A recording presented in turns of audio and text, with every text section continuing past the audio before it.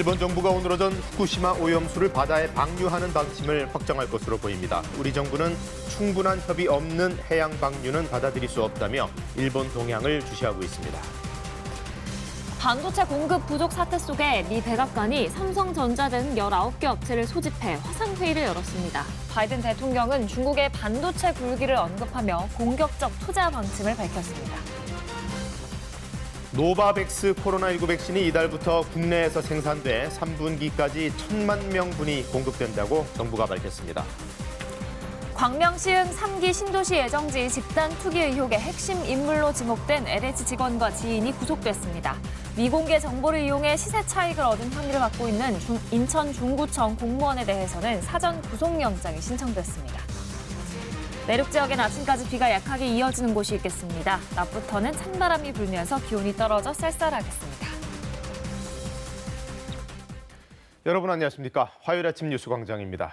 일본 정부가 오늘 후쿠시마 오염수의 해양 방류 방침을 확정할 것으로 보입니다. 자국민의 동의 없이는 오염수를 처분하지 않겠다던 약속을 스스로 깨는 셈인데요. 현지 어민과 시민단체 등의 반발이 고조되고 있습니다. 황현택 특파원이 도쿄에서 보도합니다.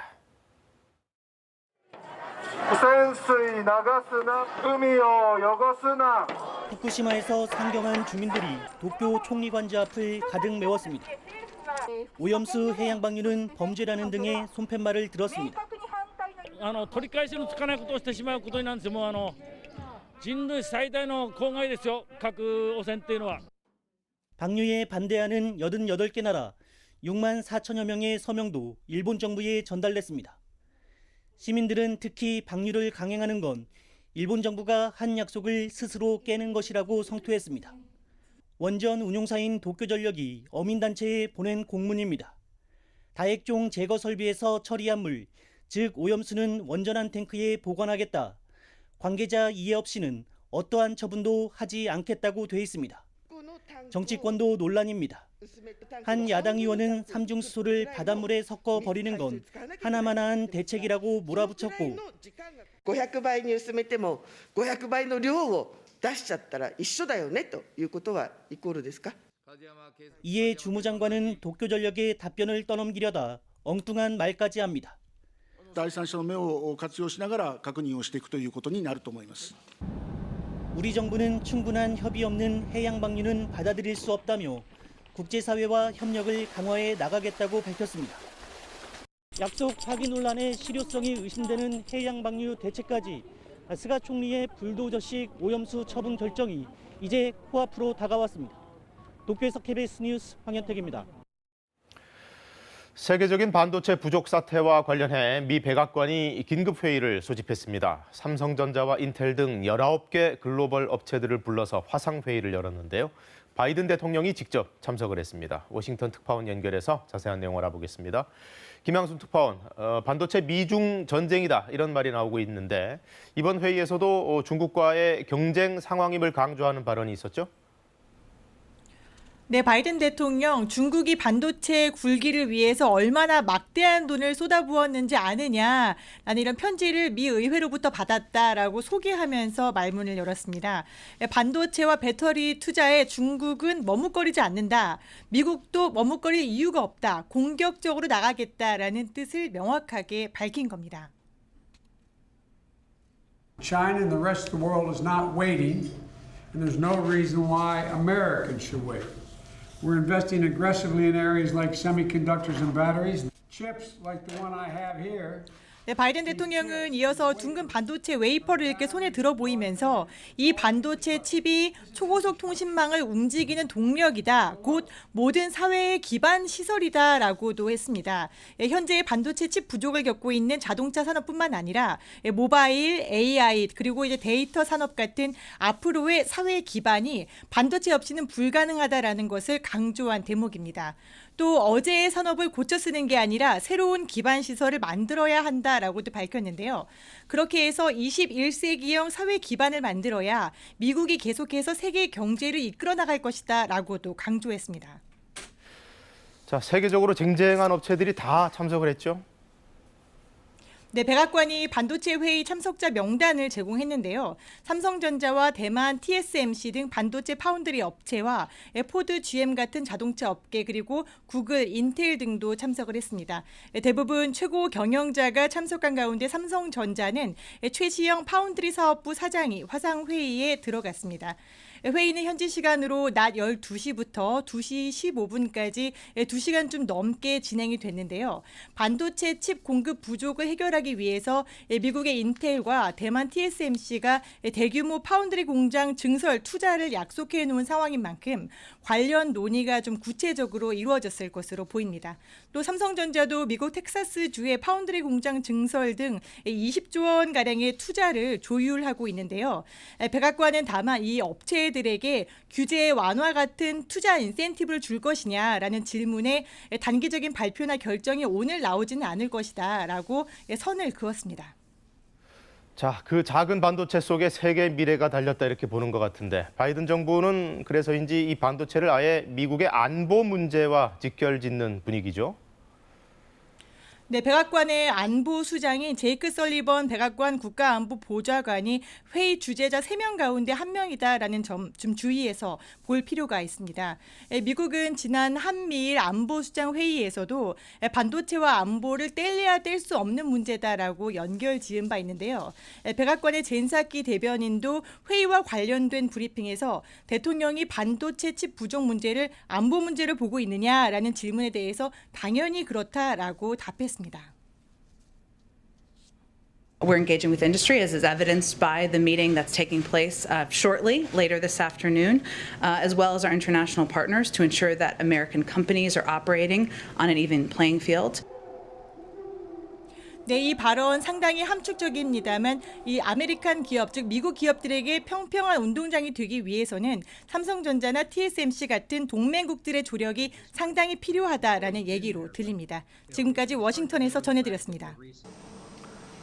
네, 다음 소식입니다. 문재인 대통령이 어제 코로나19 특별 방역 점검 회의를 주재했습니다. 무엇보다 백신 수급 상황에 대해서 긴급 점검이 있었는데요.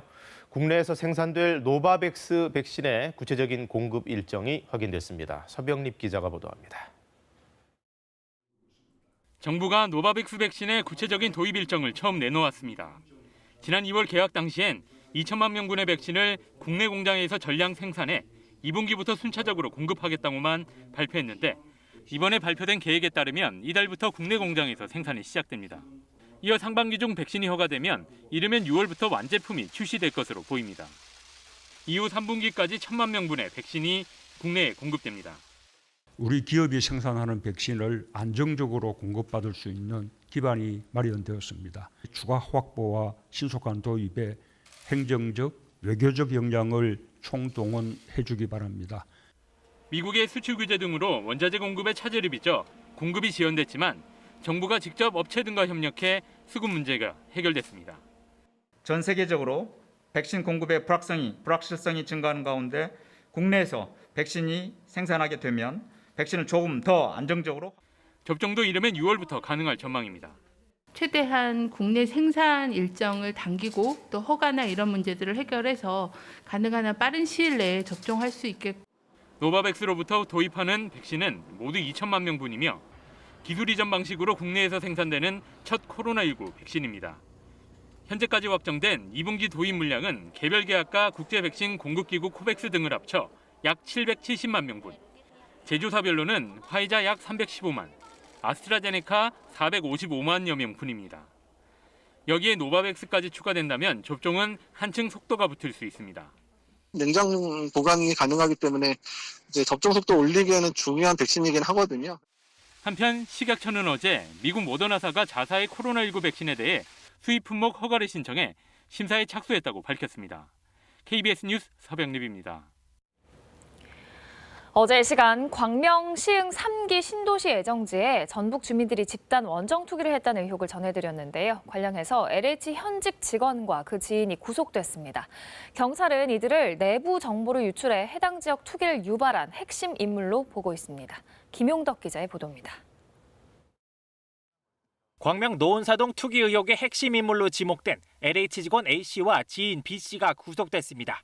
재판부는 혐의가 소명됐고 도주와 증거인멸 우려가 있다며 구속 사유를 설명했습니다. 지인들한테 내부 정보 주셨나요? A씨는 함께 구속된 B씨 등과 2017년 3월 광명 노은사동 땅을 차명 투기한 혐의를 받고 있습니다.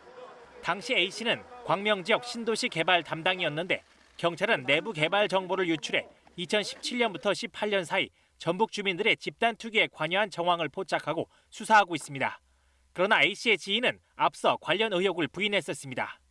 교인들이 이제 그렇게 살 수도 있는 거고 그러는데 A씨 그쪽하고는 연결시킬 필요가 없어요. 제가 물론 이제 그 사람들 제 거 등기하고 아마 몇 개월 후에 몇 개 등기한 사진이 있어요.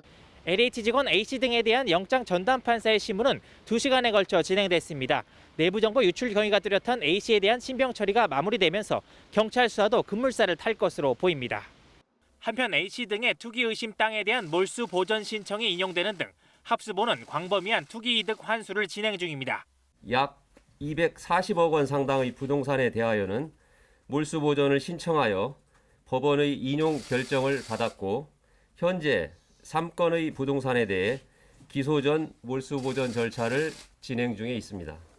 합수본은 또 LH 등 투기 관련 47명을 송치하고 636명을 수사 중이며 이 가운데 자치단체장 10명, 국회의원과 지방의원은 44명, LH 직원은 38명이라고 밝혔습니다. KBS 뉴스 김영덕입니다. 부동산 투기 의혹을 받는 인천 중구청 소속 6급 공무원에 대해서도 인천 중부경찰서가 부패방지법 위반 혐의로 사전 구속영장을 신청했습니다.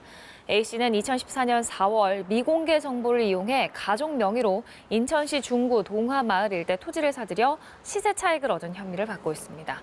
당시 관련 부서에서 근무하던 A씨는 약 1억 7천만 원을 주고 땅 1필지를 아내 명의로 사들였으며 해당 부지는 현재 시세가 2배 가까이 오른 것으로 나타났습니다. 미국에서는 또 경찰이 흑인의 총을 쏴 숨지게 하는 사건이 벌어졌습니다. 조지 플로이드 씨 사망으로 시위가 일어났던 바로 그 미네소타주에서인데요.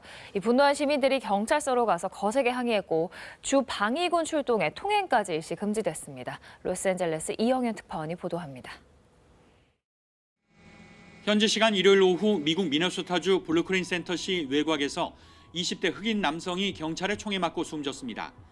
현지 경찰은 차량을 단속하는 과정에서 운전자가 영장이 발부된 걸 확인해 체포하려 했으나 운전자가 차를 몰고 달아나려 해 총을 쐈다고 밝혔습니다.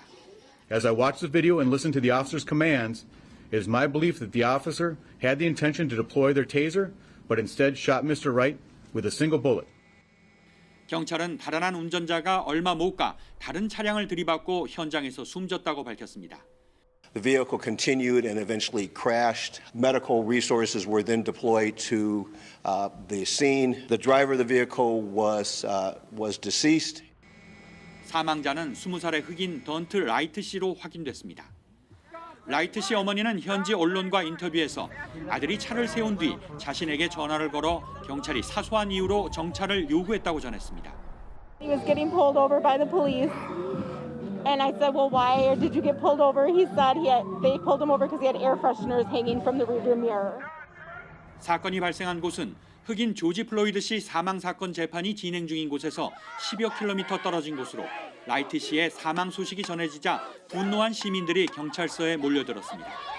시위대는 경찰차에 돌을 던지고 경찰차 위로 올라가 뛰며 거세게 항의했으며 경찰은 최루탄을 쏘며 대응했습니다. 시위에 참여하는 사람들이 늘자 주 방위군까지 출동했고 브루클린 센터 시장은 밤사이 통행 금지령을 내렸습니다. 사건은 바이든 대통령에게도 보고됐습니다. It's really a tragic thing that happened, but I think we got to wait and see what the investigation shows and the entire investigation. 시 당국은 만일의 사태에 대비해 월요일 모든 학교의 등교 수업을 중단하고 화상 수업을 진행했습니다. 로스앤젤레스에서 KBS 뉴스 이영현입니다. 4.7 보궐선거 참패 수습에 나선 민주당 의원들이 잇따라 모임을 갖고 당 쇄신 방향을 논의하고 있습니다. 오늘 3선 의원들이 모이는데 앞서 초선, 재선 의원 모임에서는 자성의 목소리가 많이 나왔습니다. 국민의힘은 새 지도부 선출을 앞두고 국민의당과의 합당 문제를 고심하고 있습니다. 개현우 기자가 보도합니다. 더불어민주당 3선 의원들은 보궐선거 참패 후 오늘 오전 처음으로 모입니다. 선거 패인을 분석하고 새로 선출될 지도부가 실행할 쇄신안을 논의하기 위해서입니다. 어제 첫 모임을 가진 민주당 재선 의원들은 입장문을 통해 생각이 다른 목소리를 듣는 것에 부족했고 정치개혁 과정 속에서 민생에 소홀했다며 성찰 목소리를 냈습니다. 위선을 조장하는 정책과 기조가 있지 않았는지도 돌아보겠다 했는데 비공개 회의에선 조국 사태와 당원 변경에 따른 서울 부산시장 공천에 대한 자성 목소리도 나온 것으로 전해졌습니다. 민주당 초선 의원들은 쇄신안 논의를 위한 운영위를 구성하기로 하는 등 세력화에 나섰습니다. 경청 프로그램을 통해서 국민의 쓴소리를 듣고 치열한 토론을 통해 집요하게 비전과 희망을 찾아가겠습니다. 새 지도부 선출을 앞둔 국민의힘은 국민의당과 합당 문제를 두고 고심을 거듭하고 있습니다. 국민의당의 합당에 대한 의견을 요청한 사실을 공개하며 본격 기싸움에 들어간 모습입니다. 합당 논의가 있었기 때문에 국민의당에서 합당에 관해서 어떤 생각을 하는지 먼저 알아보는 것이 제일 중요하다고 생각이 되어서 가급적 빨리 의견이 정리되는 대로 알려달라고 했습니다. 합당 이후 통합 전당대회로 야권 개편 과정에 주도권을 쥐겠다는 전략으로 보이는데 이에 대해 국민의당은 당원과의 소통이 먼저라며 국민의힘 먼저 내부 의견부터 정리하라고 맞받았습니다. 이런 가운데 당대표 선출과 합당 문제 논의를 위해 모인 국민의힘 재선 의원들은 차기 당권 도전을 고려 중인 주호영 대표 대행을 향해 이번 주 안에 거취를 정하라고 촉구했습니다. KBS 뉴스 개헌우입니다. 어제 열린 코로나19 방역점검회의에서 정부는 거리두기 단계를 상향하는 대신에 일단 취약시설들에 대한 점검을 강화하겠다는 방침 정리를 했습니다. 또 숨은 감염자들을 조기에 찾아내기 위해서 자가검사 키트의 도입도 적극 지원하기로 했습니다. 김민지 기자의 보도입니다. 최근 일주간 하루 평균 국내 발생 확진자 수는 600명을 넘었습니다. 전주와 비교해 100명 넘게 증가했습니다. 현행 사회적 거리두기 단계와 방역수칙 기준은 다음 달 2일까지 3주 더 연장된 상황. 정부는 우선 현 방역 조치의 이행력을 높이는 데 방점을 뒀습니다. 우선 지자체 합동으로 방역 점검단을 구성해 오는 15일부터 학원과 체육, 종교시설, 유흥시설 등 9대 취약시설을 집중 점검하기로 했습니다. 특히 시설별로 장관 책임제가 도입돼 각 부처가 직접 시설을 방문해 방역 상황을 점검하고 미흡한 사항은 현장에서 개선합니다. 방역 우수 지자체엔 특별 교부세 등 인센티브가 주어집니다. 자율적 방역 관리에 성실히 임하고 있는 민간단체, 시설에 대해서는 지자체가 일부 방역 수칙을 완화할 수 있도록 허용하는 방안을 중수본 지자체와 함께 검토하겠습니다. 또 악화된 방역 상황을 고려해 자가검사 키트의 신속 도입도 지원하기로 했습니다. 개인이 직접 구매해 본인의 코로나19 검사를 할 수 있는 제품인데 국내 허가를 서두르기로 했습니다. 임상검체 확보를 지원하는 등 통상 8개월이 소요되는 개발 기간을 2달 이내로 단축하도록 관계부처와 함께 협력해 나가겠습니다. 단 코로나19 확진 여부를 진단하는 진단용이 아닌 숨은 감염자를 빠르게 찾아내기 위한 보조적 검사 수단으로 활용하겠다는 방침입니다. 식약처는 우선 국내 자가검사 키트가 개발될 때까지는 해외에서 긴급 사용 승인을 받은 제품을 평가해 국내 임상자료 제출을 조건부로 허가할 예정입니다. 아울러 국산 항체 치료제의 사용 범위도 암 환자, 비만 환자까지 확대됩니다. KBS 뉴스 김민지입니다. 서울에서는 오세훈 시장이 서울시 자체적인 코로나19 방역 대책을 발표했습니다. 자영업자들도 함께 사는 이른바 상생 방역을 강조하면서 그들 영업에 활용하기 위한 자가검사 키트의 도입을 촉구했습니다. 다만 영업 제한을 풀어주는 문제에 대해서는 중앙정부와 사전 협의를 하겠다고 한 발 물러섰습니다. 보도에 민정희 기자입니다. 단속반이 일반 음식점 방역 점검에 나섰습니다. 발열 확인을 하는지, 5인 이상 모임 금지 준수 여부나 좌석 간 거리두기, 소독, 환기 등 방역 조치들을 제대로 지키고 있는지도 확인합니다. 체육시설과 음악학원 등 소규모 집단 감염이 이어지며 서울에선 162명의 신규 확진자가 발생했습니다. 이런 가운데 오세훈 시장은 상생 방역을 강조했습니다. 이를 위해 먼저 자가검사 키트 도입을 중앙정부에 촉구했습니다. 자가검사 키트 활용을 전제로 영업시간 연장을 검토했기 때문입니다.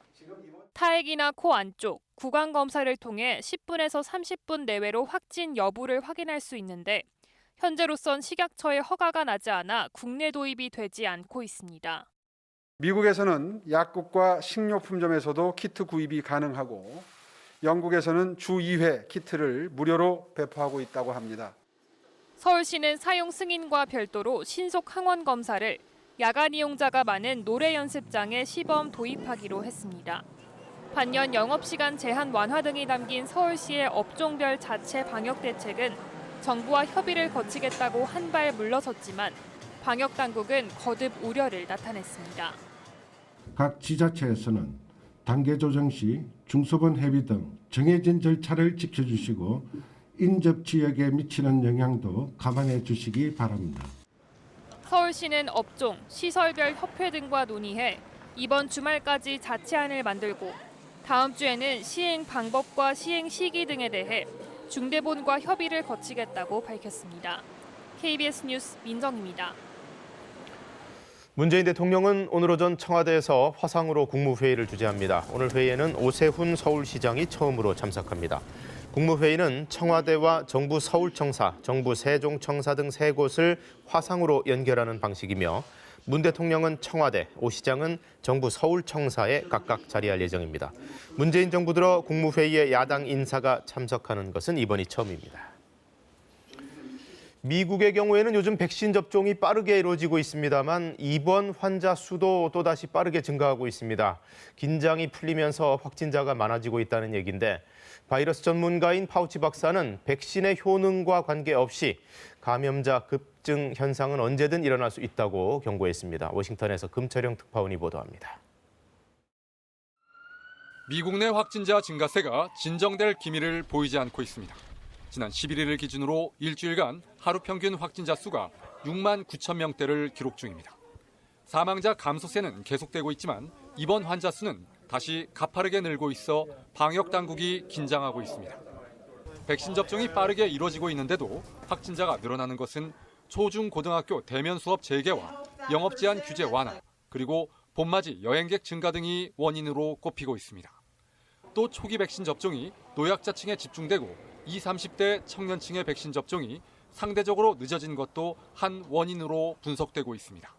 현재 미국 내 50개 주 가운데 미시건주의 확진자 증가세가 가장 심각합니다. 이달 들어 매일 7, 8천 명의 확진자가 나오고 있는데 이는 확진자 발생 건수가 정점에 달했던 지난해 12월과 비슷한 수준입니다. 미시건주는 방역 당국에 긴급 지원을 호소해 보건당국에서 추가 지원 인력 파견을 검토 중입니다. 미시건주는 백신 접종에 박차를 가해 확진자 급증세를 진정시켜보겠다는 입장이지만 방역 전문가들은 백신 접종과 동시에 마스크 착용과 거리 두기 등 강력한 방역 조치가 병행돼야 한다는 입장입니다. 이런 가운데 바이러스 전문가인 파우치 박사는 백신 접종과 무관하게 감염 급증 사태가 올 수 있다고 경고했습니다. No vaccine is 100% efficacious or effective, which means that you will always see breakthrough infections regardless of the efficacy of your vaccine.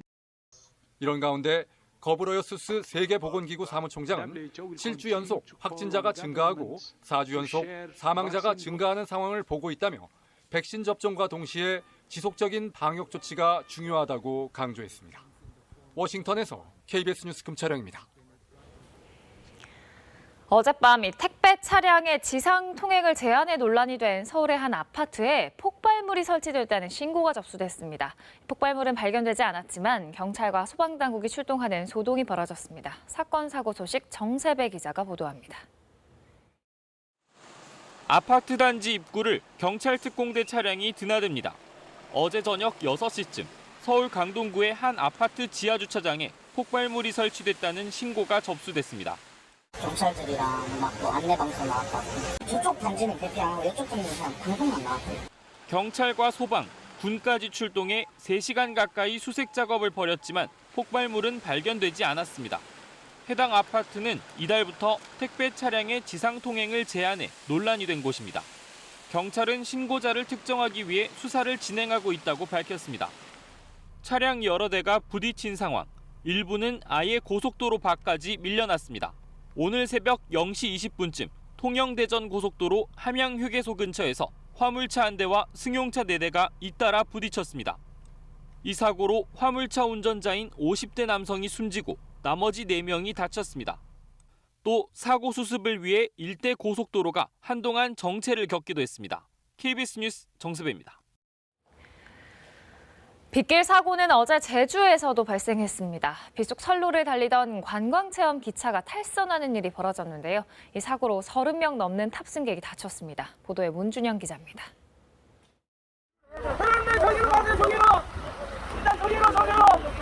119 구급대원이 관광기차 탑승객을 다급히 이동시킵니다. 제주시 조천읍 에코랜드에서 열차가 넘어졌다는 신고가 접수된 건 오후 2시 반쯤. 관광지 숲 등을 체험하는 기차가 출발한 지 얼마 되지 않아 내리막 굽어진 구간을 돌다가 탈선한 겁니다. 보시는 것처럼 열차 4칸 가운데 앞쪽 2칸이 탈선해 완전 전도됐습니다. 갑작스러운 사고에 관광객들은 공포에 떨어야 했습니다. 비도 오는데도 불구하고 기차가 커브인데 속도를 안 줄이더라고요. 그 순간에 이제 원심력을 못 이기고 그 열차가 탈선한 거죠. 갑자기 들으니까 뭐 우당탕탕 하면서 그냥 뭐 아비규환이었죠. 이 사고로 탑승객 37명 가운데 1명이 중상을 입고 36명이 다쳤습니다. 당시 제주엔 강풍과 호우특보가 발효 중이었습니다. 업체 측은 굳은 날씨에 기관사의 조작 미숙으로 사고가 난 것으로 보고 있습니다. 당시에 일기도 그렇고 돌풍도 그렇고 기관사의 어떤 조작 미숙도 있을 수 있고 한 3가지 정도 함축을 하고 있는데 거기에 대한 정확한 진단이 될 때까지 일단 운행을 안 할 거고요. 경찰은 빗길에 브레이크를 밟았는데 잘 작동하지 않았다는 기관사 진술 등을 토대로 정확한 사고 원인을 조사하고 있습니다. KBS 뉴스 문준영입니다. 며칠 전 불이 난 남양주 주상복합 아파트 주민들의 시름이 깊어지고 있습니다. 화재 당시 몸만 겨우 빠져나왔는데 이 필요한 물건을 챙기러 들른 집은 잿가루와 악취로 엉망 그 자체였기 때문인데요. 이 가운데 경찰은 중식당에서 조리를 쉴 때 불이 시작됐다는 진술을 확보했습니다. 황진우 기자가 보도합니다. 사흘째 집 밖에서 생활하다 잠깐 집에 들른 주민들이 근심에 찬 모습으로 나오고 있습니다. 고층이라 피해가 없을 줄 알았는데 집안 전체에 까만 재가 내려앉아 엉망이 됐기 때문입니다. 14층인데요. 막 말을 할 수가 없어요. 이 분진의 가스에 옷 이거 걸려져 있던 거 그거 나왔는데 지금 이렇게 했는데도 이렇잖아요. 입주민들이 촬영한 사진들입니다. 거실, 부엌, 화장실, 욕실 등이 잿가루로 까맣게 변했습니다. 몇 번이고 청소를 해도 잘 닦이지 않고 냄새도 심합니다. 닦아도 이게 무슨 독성이 있어서 그런지 끈적끈적하고 잘 안 닦여요. 몇 번을 닦아도 또 나오고 그러더라고요. 상대적으로 피해가 덜한 903동과 904동의 일부 세대는 귀가가 가능해졌지만 나머지는 귀가가 금지돼 있습니다. 1000여 명의 이재민이 발생했는데 시에서 마련한 11개 대피소에서 180여 명이 지내고 있고 나머지 입주민들은 친인척의 거처 등에서 지내고 있습니다. 경찰과 소방, 국과수와 가스안전공사 등 관계기관들은 1차 합동감식을 실시했습니다. 경찰은 처음 불이 시작된 중국 음식점 직원들로부터 조리를 하지 않던 쉬는 시간에 주방에서 불이 시작됐다는 진술을 확보했습니다. 스프링클러가 작동됐고 직원들이 소화기로 대응했지만 불길을 잡지 못한 것으로 전해졌습니다. 당국은 식당 내부에 있던 불에 탄 CCTV도 확보해 포렌식 작업을 하는 등 화재 원인을 밝히는 데 주력하고 있습니다. KBS 뉴스 황진우입니다.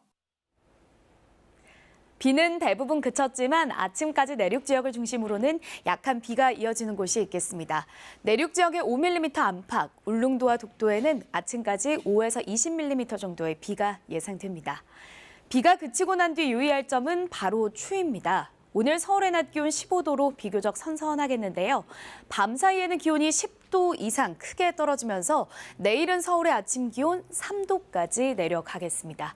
오늘 밤 사이 강원과 경북 일부 지역, 또 경기 일부 지역에는 한파특보가 내려질 가능성이 있고요. 일부 지역에는 서리가 내리고 물이 얼 것으로 예상됩니다.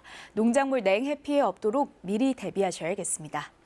지금 서해안 지역에는 해무가 유입되면서 안개가 짙게 낀 곳이 있습니다. 차츰 맑은 하늘이 드러날 것으로 예상되고요. 지금 강풍특보가 내려진 영남 해안 지역은 아침까지 바람이 거세게 불겠고 서해안과 제주도는 차츰 바람이 강해지겠습니다. 현재 기온 살펴보겠습니다. 10도 안팎으로 큰 추위는 없습니다. 서울이 10.7도, 대구 15.3도 가리키고 있고요. 낮 기온은 서쪽 지역을 중심으로는 비교적 선선하겠습니다. 서울 15도, 대전 17도, 광주 16도에 머물겠습니다. 동쪽 지역은 어제보다 기온이 올라서 강릉과 포항이 21도, 부산은 22도까지 오르겠습니다. 하지만 해가 지고 나면 기온은 크게 떨어지겠습니다.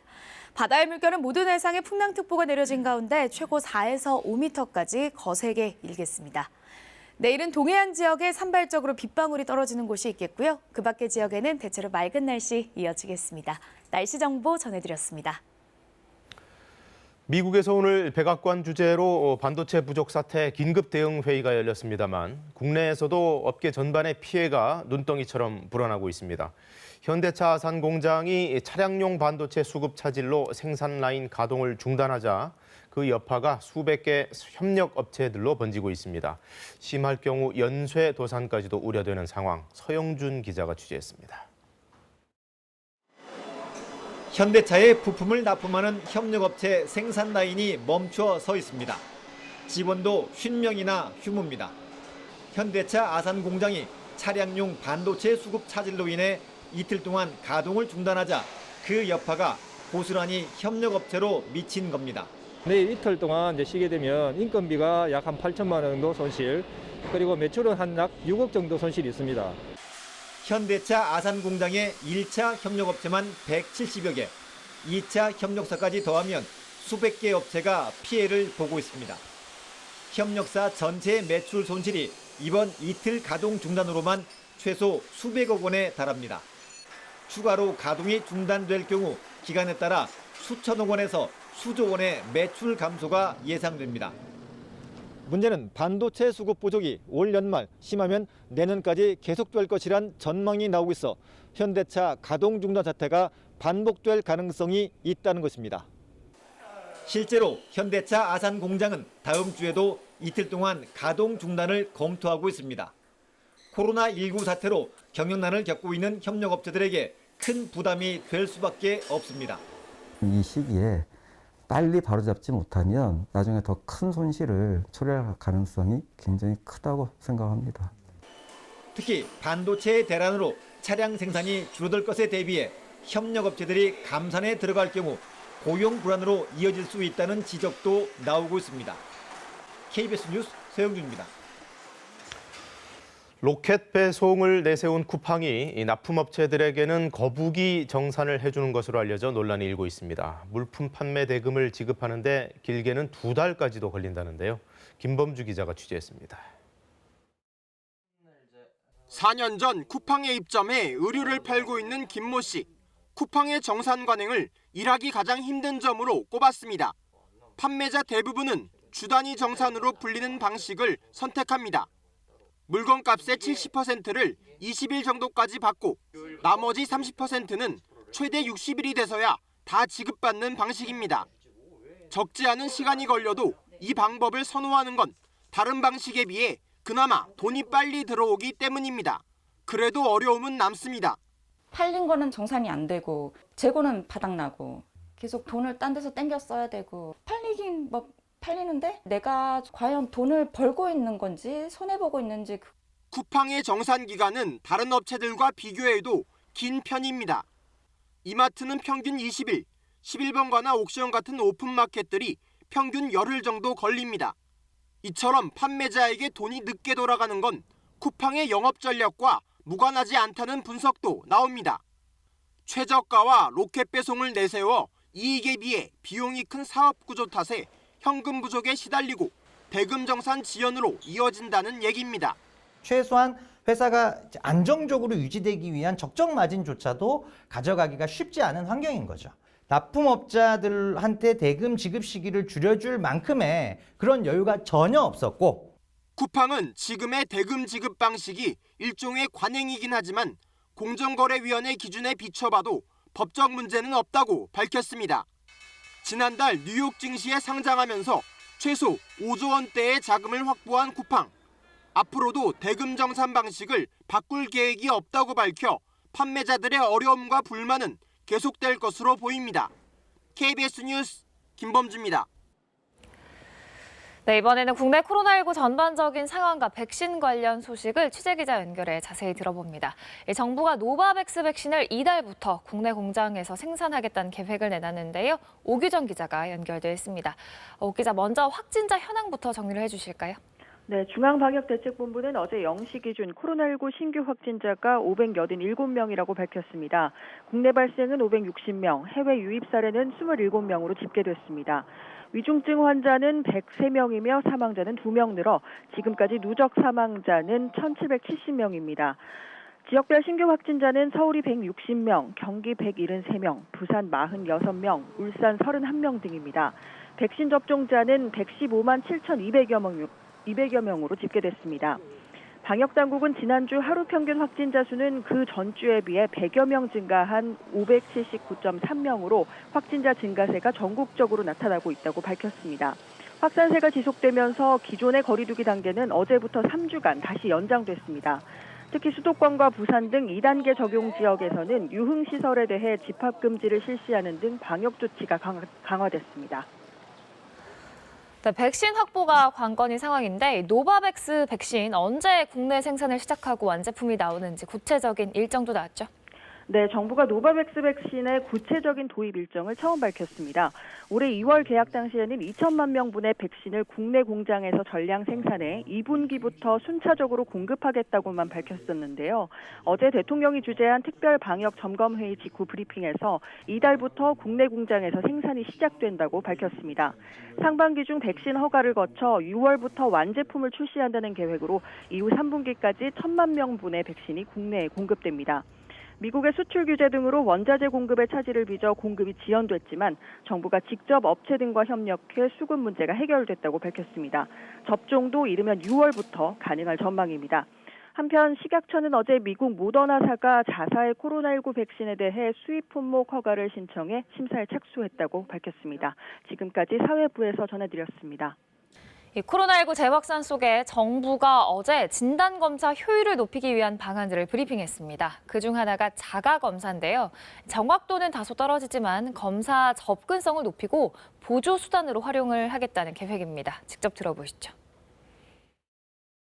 고위험군 집중관리, 진단검사 효율화, 유증상자에 대한 조기검사, 변이바이러스 확산 차단 및 신속하고 안전한 예방접종의 추진, 항체치료제 사용을 활성화하는 등을 시행할 계획입니다.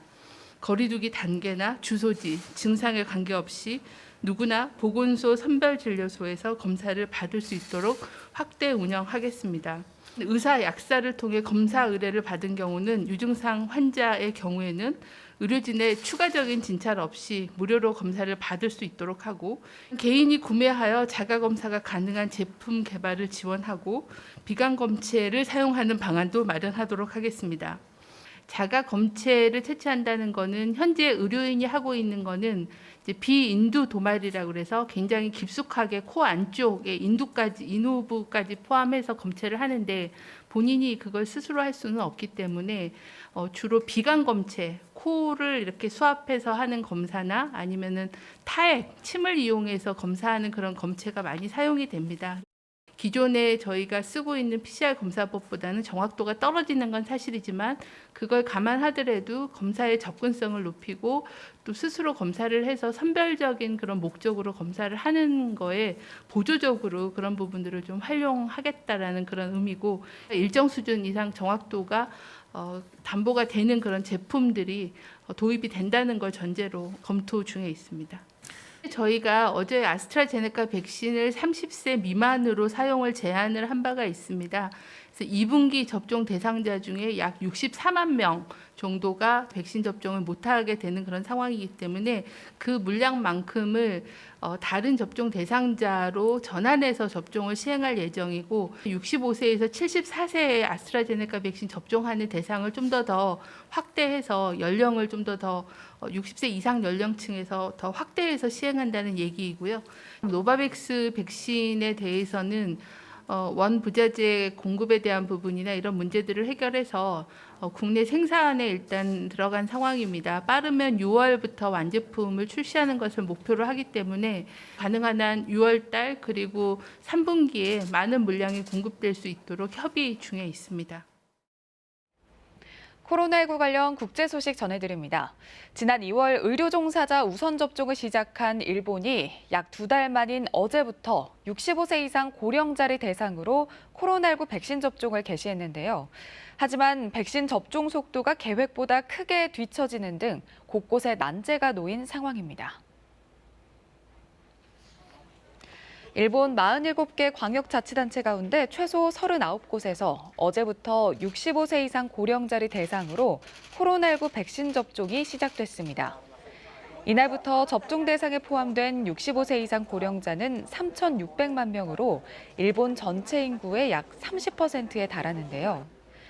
이와 관련해 일본 정부는 고령 인구 전체가 2회 이상 맞을 수 있는 백신 물량을 6월 말까지 각 지자체에 배포하겠다고 밝혔습니다.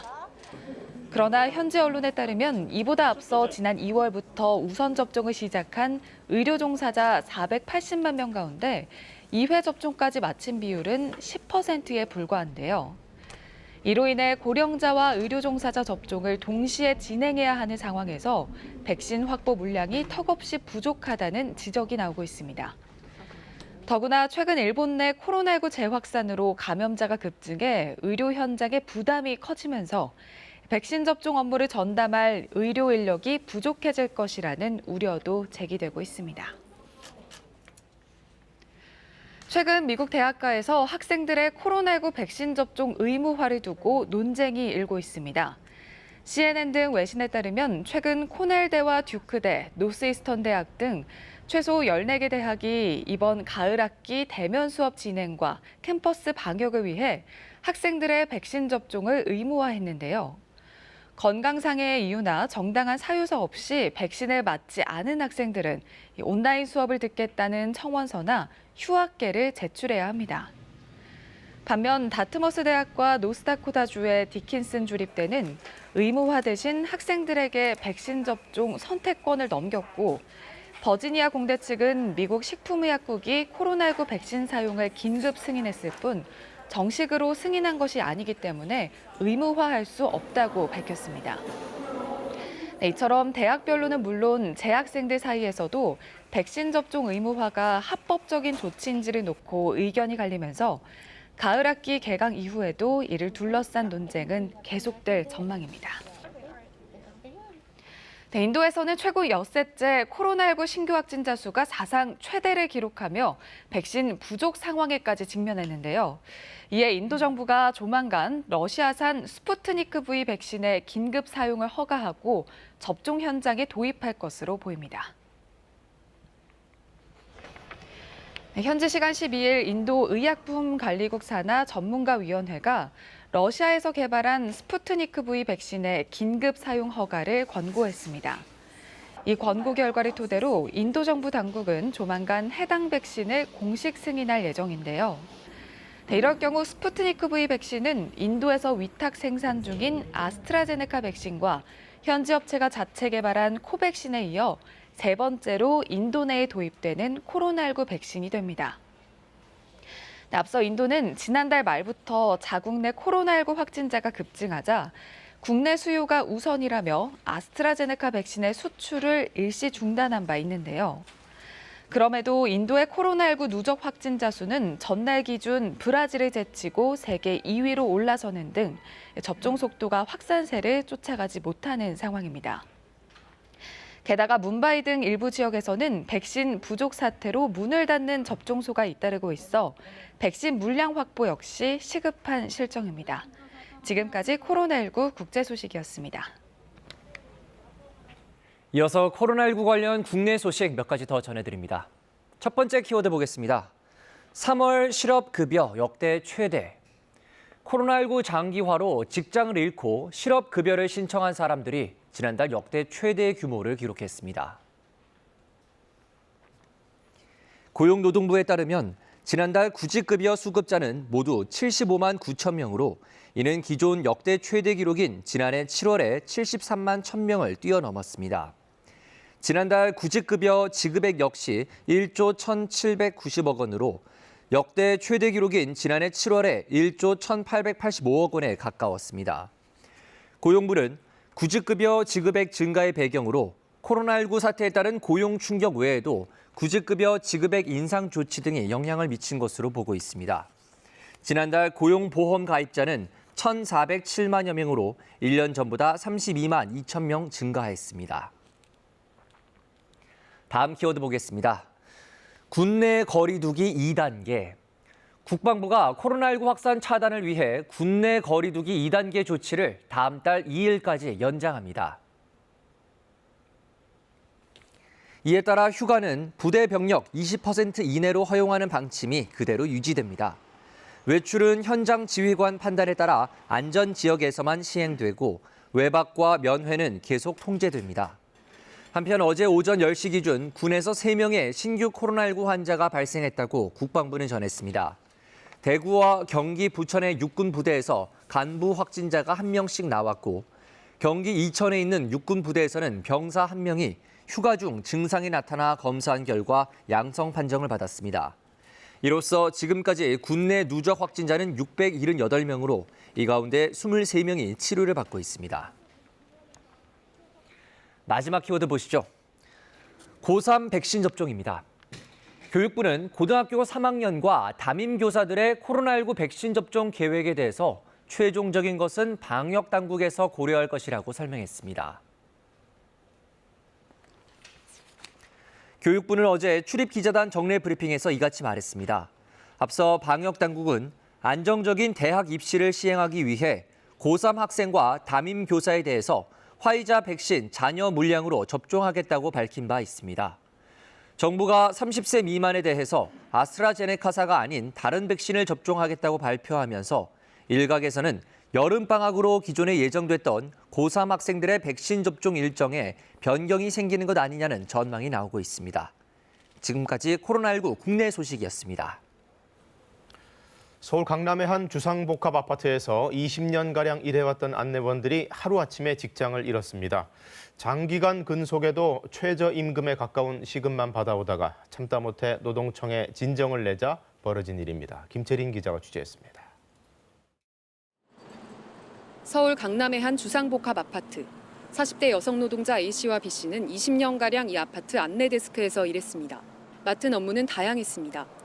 가스를 켜놓고 나간 것 같은데 가서 좀 확인해달라. 신문이 쌓이지 않게끔 수거해달라. 살고 계신 모든 분들의 개인 비서처럼.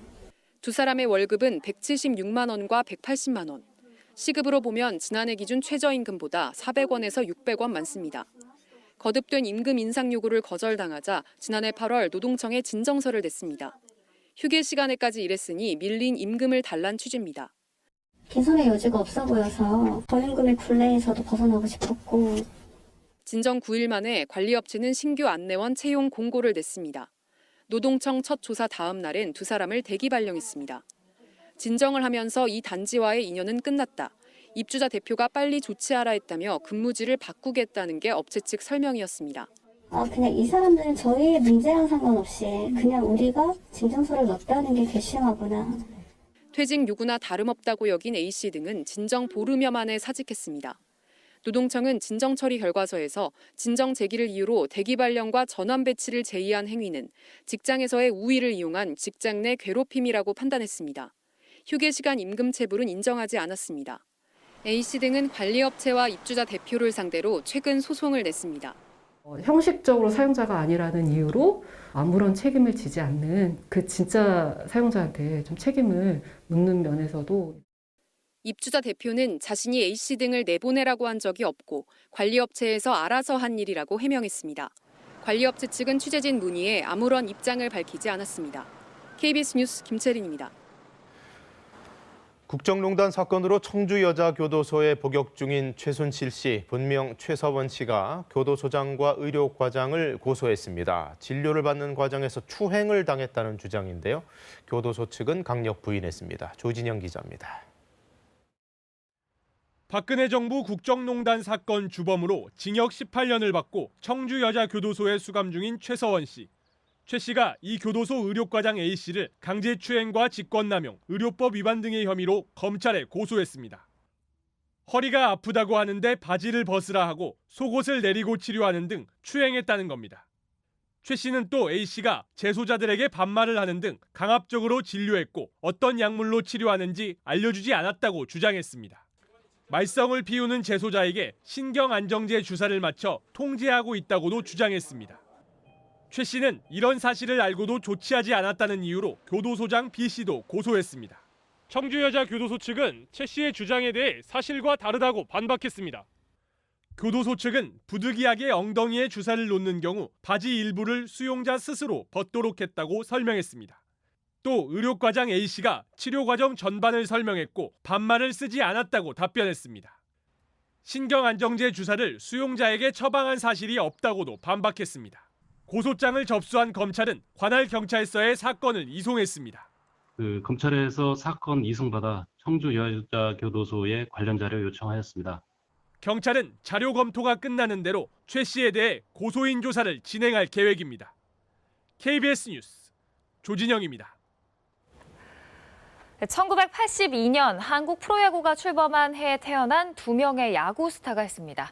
40살 한국 야구와 동갑내기 추신수, 이대호가 우리 야구의 미래를 위한 애정어린 조언을 했는데요. 김도환 기자가 들어봤습니다.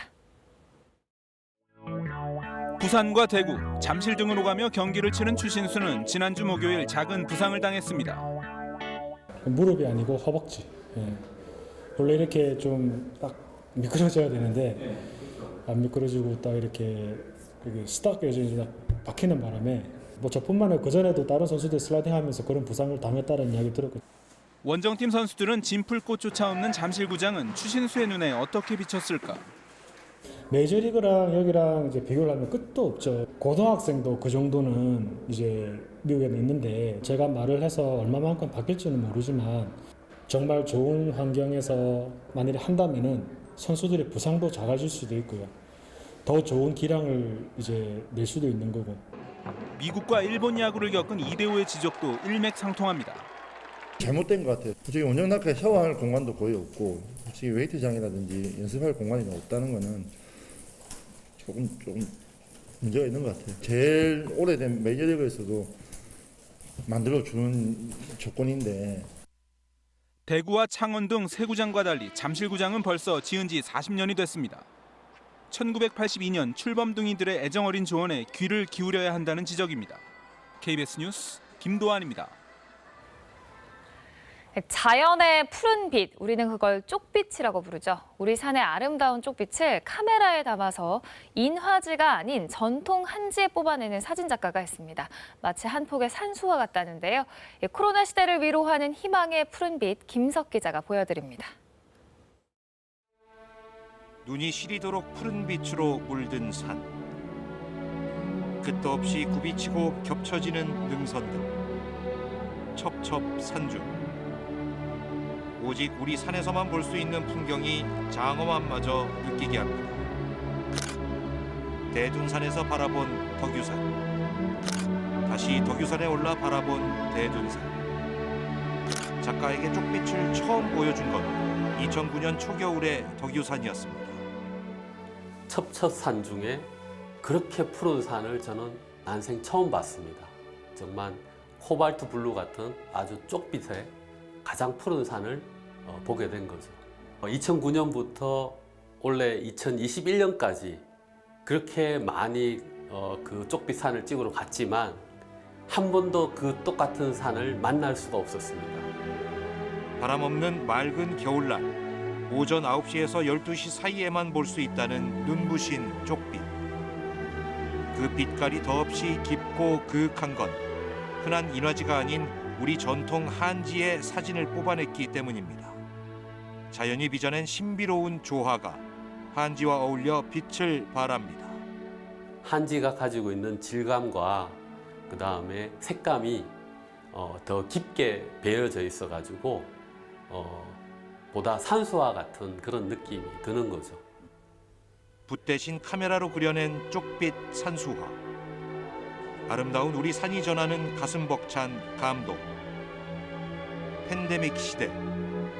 우울감과 무기력증에 빠진 이들에게 건네는 희망의 푸른 빛입니다. 그 쪽빛의 블루를 통해서 지금 현재 코로나 블루로 많은 분들이 지쳐 계신데 블루 마운틴으로 치유했으면 하는 그런 바람으로. KBS 뉴스 김석입니다. 비는 대부분 그쳤지만 아침까지 내륙 지역을 중심으로는 약하게 이어지는 곳이 있겠습니다. 내륙 지역에 5mm 안팎, 울릉도와 독도에는 5에서 20mm 정도의 비가 내리다 그치겠습니다. 낮부터는 기온이 크게 떨어집니다. 북서쪽에서 찬바람이 강하게 밀려오겠는데요. 오늘 서울의 낮 기온 15도에 머물다가 밤사이 기온이 10도 이상 크게 떨어지면서 내일 아침에는 서울 기온 3도까지 내려가겠습니다. 일부 내륙 지역은 영하로 기온이 뚝 떨어지는 곳도 있는데요. 경기도와 강원 일부 지역에는 한파특보가 내려질 가능성도 있고요. 일부 지역에는 서리가 내리고 물이 얼 가능성도 있습니다. 농작물 피해 없도록 미리 대비를 하셔야겠습니다. 지금 서해안 지역에는 안개가 짙게 끼어 있습니다. 해무가 유입됐기 때문인데요. 그래도 기온이 오르면서 안개는 빠르게 걷히겠고 오늘 전국에 맑은 하늘 드러나겠습니다. 강풍특보가 내려진 해안 지역에는 아침까지 바람이 강하게 불겠고요. 서해안과 제주도는 점차 바람이 강하게 불겠습니다. 현재 기온 10도 안팎으로 크게 춥지는 않습니다. 한낮에는 서쪽 지역을 중심으로 15도 안팎에 머물겠고요. 동쪽 지역은 어제보다 기온이 올라서 강릉과 포항, 울산이 21도, 부산은 22도 예상됩니다. 해가 지고 나면 기온은 빠르게 떨어지겠습니다. 바다의 물결은 모든 해상에 풍랑특보가 내려진 가운데 최고 4에서 5m까지 거세게 일겠습니다. 내일 동해안 지역에는 산발적으로 빗방울이 떨어지는 곳이 있겠고요. 그 밖의 지역은 맑겠습니다. 날씨 전해드렸습니다. 일본 정부가 오늘 오전 후쿠시마 오염수를 바다에 방류하는 방침을 확정할 것으로 보입니다. 우리 정부는 충분한 협의 없는 해양 방류는 받아들일 수 없다며 일본 동향을 예의주시하고 있습니다. 반도체 공급 부족 사태 속에 미 백악관이 삼성전자 등 19개 업체를 소집해 화상회의를 열었습니다. 바이든 대통령은 중국의 반도체 굴기를 언급하며 공격적 투자 방침을 밝혔습니다. 노바백스 코로나19 백신이 이달부터 국내에서 생산돼 3분기까지 1,000만 명분이 공급된다고 정부가 밝혔습니다. 광명 시흥 3기 신도시 예정지 집단 투기 의혹의 핵심 인물로 지목된 LH 직원과 지인이 구속됐습니다. 미공개 정보를 이용해 시세 차익을 얻은 혐의를 받고 있는 인천 중구청 공무원에 대해선 사전 구속영장이 신청됐습니다. 일본이 결국 후쿠시마 원전 오염수에 해양 방류를 밀어붙이려나 봅니다. 오늘 중으로 최종 방침이 확정될 것으로 알려졌습니다. 우리나라를 비롯한 국제사회뿐만 아니라 현지의 여론도 싸늘합니다. 도쿄에서 황현택 특파원이 취재했습니다.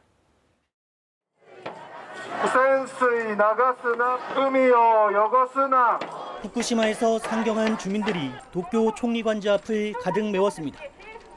오염수 해양 방류는 범죄라는 등의 손팻말을 들었습니다. 取り返しのつかないことをしてしまうことになるんですよ。もう人類最大の公害ですよ。核汚染っていうのは。 방류에 반대하는 88개 나라 6만 4천여 명의 서명도 일본 정부에 전달됐습니다. 시민들은 특히 방류를 강행하는 건 일본 정부가 한 약속을 스스로 깨는 것이라고 성토했습니다. 원전 운용사인 도쿄전력이 어민단체에 보낸 공문입니다. 다액종 제거 설비에서 처리한 물, 즉 오염수는 원전한 탱크에 보관하겠다. 관계자 이해 없이는 어떠한 처분도 하지 않겠다고 돼 있습니다. 정치권도 논란입니다. 한 야당 의원은 삼중수소를 바닷물에 섞어 버리는 건 하나마나한 대책이라고 몰아붙였고 500倍に薄めても500倍の量を出しちゃったら一緒だよねということはイコールですか?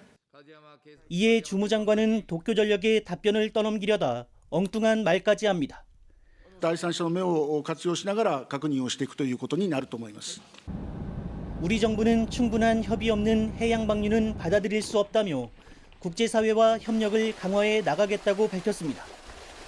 약속 파기 논란의 실효성이 의심되는 해양 방류 대책까지 스가 총리의 불도저식 오염수 처분 결정이 이제 코앞으로 다가왔습니다.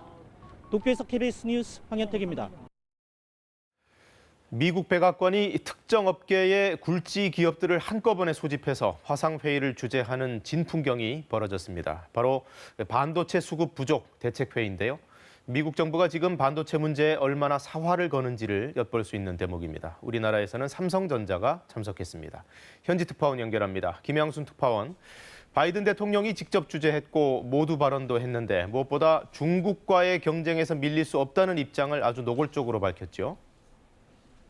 네, 바이든 대통령 모두 발언부터 공세적이었습니다. 중국 공산당이 반도체 굴기를 위해서 얼마나 막대한 돈을 쏟아붓는지 아느냐라는 편지를 미국 의회로부터 받았다라고 소개하면서 말문을 열었는데요. 반도체와 배터리 투자에 중국은 머뭇거리지 않는다. 미국도 기다릴 이유가 없다. 공격적으로 나서겠다라고 명확하게 밝혔습니다. China and the rest of the world is not waiting. And there's no reason why Americans should wait. We're investing aggressively in areas like semiconductors and batteries. Chips like the one I have here. 네, 바이든 대통령은 이어 둥근 반도체 웨이퍼를 손에 들어 보이면서 이 반도체 칩이 바로 초고속 통신망을 움직이는 동력이다. 곧 모든 사회 기반 시설이다라고도 했습니다. 현재 반도체 칩 부족을 겪고 있는 자동차 산업뿐만 아니라 모바일, AI, 데이터 산업 같은 앞으로의 사회 기반이 반도체 없이는 불가능하다라는 것을 강조한 대목입니다.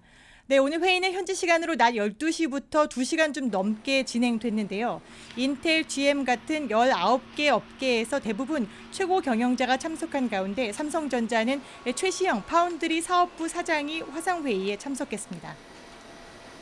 자, 미국과 중국 사이에서 우리 업체 입장이 조금 난처할 수도 있겠는데 특히 미국은 이 반도체 문제를 경제를 넘어 아예 안보 차원에서 접근하는 것 같아요. 네, 백악관의 안보 수장인 제이크 설리번 백악관 국가안보보좌관이 이 회의를 주재한 주재자 3명 중에 1명이다라는 점 주의해서 볼 필요가 있습니다. 미국은 지난 한미일 안보수장 회의에서도 반도체와 안보를 뗄래야 뗄 수 없는 문제다라고 연결 지은 바 있는데요. 백악관 젠사키 대변인도 회의와 관련된 브리핑에서 대통령이 반도체 칩 부족 문제를 안보 문제로 보고 있느냐라는 질문에 당연히 그렇다라고 답했습니다. We're engaging with industry, as is evidenced by the meeting that's taking place shortly, later this afternoon, as well as our international partners to ensure that American companies are operating on an even playing field. 네, 대변인의 이 발언 상당히 함축적입니다만 평평한 운동장이 되기 위해서는 삼성전자나 대만의 TSMC 같은 동맹국들의 조력이 상당히 필요하다라는 얘기로 들립니다. 백악관은 다만 반도체 업체들에게 규제 완화 같은 어떤 투자 인센티브를 줄 것이냐라는 질문에는 단기적인 발표나 결정이 바로 나오지는 않을 것이다라고 선을 그었습니다. 지금까지 워싱턴에서 전해드렸습니다.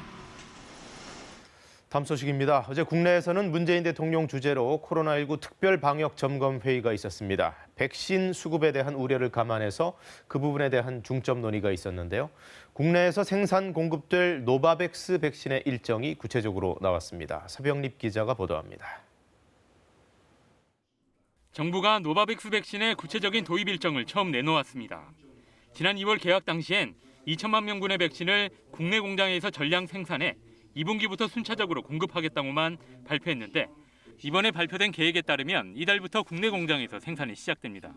이어 상반기 중 백신이 허가되면 이르면 6월부터 완제품이 출시될 것으로 보입니다. 이후 3분기까지 1,000만 명분의 백신이 국내에 공급됩니다. 우리 기업이 생산하는 백신을 안정적으로 공급받을 수 있는 기반이 마련되었습니다. 추가 확보와 신속한 도입에 행정적, 외교적 역량을 총동원해 주기 바랍니다. 미국의 수출 규제 등으로 원자재 공급에 차질이 빚어 공급이 지연됐지만 정부가 직접 업체 등과 협력해 수급 문제가 해결됐습니다. 전 세계적으로 백신 공급의 불확실성이 증가하는 가운데 국내에서 백신이 생산하게 되면 백신을 조금 더 안정적으로 접종도 이르면 6월부터 가능할 전망입니다. 최대한 국내 생산 일정을 당기고 또 허가나 이런 문제들을 해결해서 가능한 한 빠른 시일 내에 접종할 수 있게. 노바백스로부터 도입하는 백신은 모두 2천만 명분이며 기술 이전 방식으로 국내에서 생산되는 첫 코로나19 백신입니다.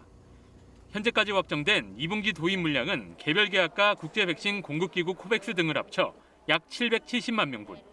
제조사별로는 화이자 약 315만, 아스트라제네카 455만여 명분입니다. 여기에 노바백스까지 추가된다면 접종은 한층 속도가 붙을 수 있습니다. 냉장 보관이 가능하기 때문에 이제 접종 속도 올리기에는 중요한 백신이긴 하거든요. 한편 식약처는 어제 미국 모더나사가 자사의 코로나19 백신에 대해 수입 품목 허가를 신청해 심사에 착수했다고 밝혔습니다. KBS 뉴스 서병립입니다. 광명 시흥 3기 신도시 예정진의 집단 투기 의혹과 관련해서 LH 현직 직원과 그 지인이 구속됐습니다. 경찰은 이들을 내부 정보로 유출해 원정 집단 투기를 유발한 핵심 인물로 보고 있는데요. 투기 의심 땅에 대한 몰수 보전 신청에는 인용 결정이 내려졌습니다. 김용덕 기자가 보도합니다. 광명 노원사동 투기 의혹의 핵심 인물로 지목된 LH 직원 A씨와 지인 B씨가 구속됐습니다. 재판부는 혐의가 소명됐고 도주와 증거인멸 우려가 있다며 구속 사유를 설명했습니다. 지인들한테 내부 정보 주셨나요? A씨는 함께 구속된 B씨 등과 2017년 3월 광명 노원사동 땅을 차명 투기한 혐의를 받고 있습니다. 당시 A씨는 광명 지역 신도시 개발 담당이었는데 경찰은 내부 개발 정보를 유출해 2017년부터 18년 사이 전북 주민들의 집단 투기에 관여한 정황을 포착하고 수사하고 있습니다. 그러나 A씨의 지인은 앞서 관련 의혹을 부인했었습니다. 교인들이 이제 그렇게 살 수도 있는 거고 그러는데 H 그쪽하고는 연결시킬 필요가 없어요. 제가 물론 이제 그 사람들 제 거 등기하고 아마 몇 개월 후에 몇 개 등기한 사진이 있어요. LH 직원 A씨 등에 대한 영장 전담 판사의 심문은 2시간에 걸쳐 진행됐습니다. 내부 정보 유출 경위가 뚜렷한 A씨에 대한 신병 처리가 마무리되면서 경찰 수사도 급물살을 탈 것으로 보입니다. 한편 A씨 등의 투기 의심 땅에 대한 몰수 보전 신청이 인용되는 등 합수본은 광범위한 투기 이득 환수를 진행 중입니다. 약 240억 원 상당의 부동산에 대하여는 몰수 보전을 신청하여 법원의 인용 결정을 받았고 현재 3건의 부동산에 대해 기소 전 몰수 보전 절차를 진행 중에 있습니다. 합수본은 또 LH 등 투기 관련 47명을 송치하고 636명을 수사 중이며 이 가운데 자치단체장 10명, 국회의원과 지방의원은 44명, LH 직원은 38명이라고 밝혔습니다. KBS 뉴스 김영덕입니다. 부동산 투기 의혹을 받는 인천 중구청 소속 6급 공무원에 대해서도 인천 중부경찰서가 부패방지법 위반 혐의로 사전 구속영장을 신청했습니다. A씨는 2014년 4월 미공개 정보를 이용해 가족 명의로 인천시 중구 동화마을 일대 토지를 사들여 시세 차익을 얻은 혐의를 받고 있습니다. 당시 관련 부서에 근무하던 A씨는 약 1억 7천만 원을 주고 땅 1필지를 아내의 명의로 사들였으며 해당 부지는 현재 시세가 2배 가까이 오른 것으로 나타났습니다. 보궐선거 참패 수습에 나선 민주당 의원들이 잇따라 모여서 자성과 쇄신을 논의하고 있습니다. 초선, 재선에 이어서 오늘은 3선 의원들이 모이는데요. 새 지도부 선출을 앞둔 국민의힘은 국민의당과 합당 문제를 고심하는 가운데 야권 통합을 둘러싼 기싸움도 포착됐습니다. 개현우 기자의 보도입니다. 더불어민주당 3선 의원들은 보궐선거 참패 후 오늘 오전 처음으로 모입니다. 선거 패인을 분석하고 새로 선출될 지도부가 실행할 쇄신안을 논의하기 위해서입니다. 어제 첫 모임을 가진 민주당 재선 의원들은 입장문을 통해 생각이 다른 목소리를 듣는 것에 부족했고 정치개혁 과정 속에서 민생에 소홀했다며 성찰 목소리를 냈습니다. 위선을 조장하는 정책과 기조가 있지 않았는지도 돌아보겠다 했는데 비공개 회의에선 조국 사태와 당원 변경에 따른 서울 부산시장 공천에 대한 자성 목소리도 나온 것으로 전해졌습니다. 민주당 초선 의원들은 쇄신안 논의를 위한 운영위를 구성하기로 하는 등 세력화에 나섰습니다. 경청 프로그램을 통해서 국민의 쓴소리를 듣고 치열한 토론을 통해 집요하게 비전과 희망을 찾아가겠습니다. 새 지도부 선출을 앞둔 국민의힘은 국민의당과 합당 문제를 두고 고심을 거듭하고 있습니다. 국민의당의 합당에 대한 의견을 요청한 사실을 공개하며 본격 기싸움에 들어간 모습입니다. 합당 논의가 있었기 때문에 국민의당에서 합당에 관해서 어떤 생각을 하는지 먼저 알아보는 것이 제일 중요하다고 생각이 되어서 가급적 빨리 의견이 정리되는 대로 알려달라고 했습니다. 합당 이후 통합 전당대회로 야권 개편 과정에 주도권을 쥐겠다는 전략으로 보이는데 이에 대해 국민의당은 당원과의 소통이 먼저라며 국민의힘 먼저 내부 의견부터 정리하라고 맞받았습니다. 이런 가운데 당대표 선출과 합당 문제 논의를 위해 모인 국민의힘 재선 의원들은 차기 당권 도전을 고려 중인 주호영 대표 대행을 향해 이번 주 안에 거취를 정하라고 촉구했습니다. KBS 뉴스 개헌우입니다. 네, 국내 코로나19 상황 앵커 브리핑으로 정리해드리는 시간입니다. 어제 0시 기준으로 신규 확진자 587명, 엿새 만에 500명대로 내려오기는 했습니다. 그러나 주말이 끼어 있어서 검사량 자체가 줄어든 영향 감안을 해야겠습니다. 최근 일주일간 일평균 확진자 수는 이렇게 600명을 상회하고 있습니다. 바로 그 전주의 490여 명에 비해서 100명 이상 늘어난 걸 볼 수가 있습니다. 이렇게 확산세가 지속되면서 기존의 거리두기 단계가 어제부터 3주간 다시 연장됐죠. 정부는 우선 현행 방역 조치의 이행력을 높이는 데 방점을 두고 있습니다. 지자체들과 합동으로 방역 점검단을 구성해 오는 15일부터 학원과 체육, 종교시설, 그리고 유흥시설 등 9대 취약시설을 집중 점검하기로 했습니다. 또 시설별로 장관 책임제라는 것도 도입됐는데요. 각 부처가 직접 시설들을 돌면서 방역 상황을 점검하고 미흡한 상황은 현장에서 개선합니다. 방역 우수 지자체에 대해서는 특별 교부세라든가 인센티브를 주는 방안도 포함이 됐습니다. 또 숨은 감염자를 찾아내기 위해서 자가검사 키트의 도입도 적극 지원하기로 했는데요. 개인이 직접 구매해서 스스로 코로나19 진단검사를 해볼 수 있는 제품입니다. 정부가 국내 허가를 서두르기로 했습니다. 단, 이 정식 검사만큼의 정확도를 담보할 수는 없기 때문에 확진의 기준으로 삼기보다는 숨은 감염 소지를 빨리 찾아내기 위한 이 보조적인 검사 수단으로 활용하겠다는 방침입니다. 한편 서울시는 어제 자체적인 방역 대책을 발표했습니다. 새로 취임한 오세훈 서울시장이 이른바 상생방역이라는 걸 강조하고 나섰는데요. 자영업자들의 영업 지원을 위해서 자가검사 키트의 도입을 촉구했습니다. 다만 영업 제한을 풀어주는 문제는 중앙정부와의 협의를 거치겠다면서 신중한 자세로 돌아섰습니다. 민정희 기자가 보도합니다. 단속반이 일반 음식점 방역 점검에 나섰습니다. 발열 확인을 하는지, 5인 이상 모임 금지 준수 여부나 좌석 간 거리두기, 소독 환기 등 방역 조치들을 제대로 지키고 있는지도 확인합니다. 체육시설과 음악학원 등 소규모 집단 감염이 이어지며 서울에선 162명의 신규 확진자가 발생했습니다. 이런 가운데 오세훈 시장은 상생 방역을 강조했습니다. 이를 위해 먼저 자가검사 키트 도입을 중앙정부에 촉구했습니다. 자가검사 키트 활용을 전제로 영업시간 연장을 검토했기 때문입니다. 타액이나 코 안쪽, 구강검사를 통해 10분에서 30분 내외로 확진 여부를 확인할 수 있는데 현재로선 식약처의 허가가 나지 않아 국내 도입이 되지 않고 있습니다. 미국에서는 약국과 식료품점에서도 키트 구입이 가능하고 영국에서는 주 2회 키트를 무료로 배포하고 있다고 합니다. 서울시는 사용 승인과 별도로 신속 항원 검사를 야간 이용자가 많은 노래 연습장에 시범 도입하기로 했습니다. 반면 영업시간 제한 완화 등이 담긴 서울시의 업종별 자체 방역 대책은 정부와 협의를 거치겠다고 한 발 물러섰지만 방역 당국은 거듭 우려를 나타냈습니다. 각 지자체에서는 단계 조정 시 중소본 회비 등 정해진 절차를 지켜주시고 인접 지역에 미치는 영향도 감안해 주시기 바랍니다. 서울시는 업종, 시설별 협회 등과 논의해 이번 주말까지 자체안을 만들고 다음 주에는 시행 방법과 시행 시기 등에 대해 중대본과 협의를 거치겠다고 밝혔습니다. KBS 뉴스 민정입니다.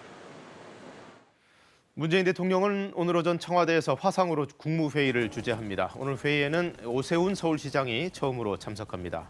국무회의는 청와대와 정부 서울청사, 정부 세종청사 등 세 곳을 화상으로 연결하는 방식이며 문 대통령은 청와대, 오 시장은 정부 서울청사에 각각 자리할 예정입니다.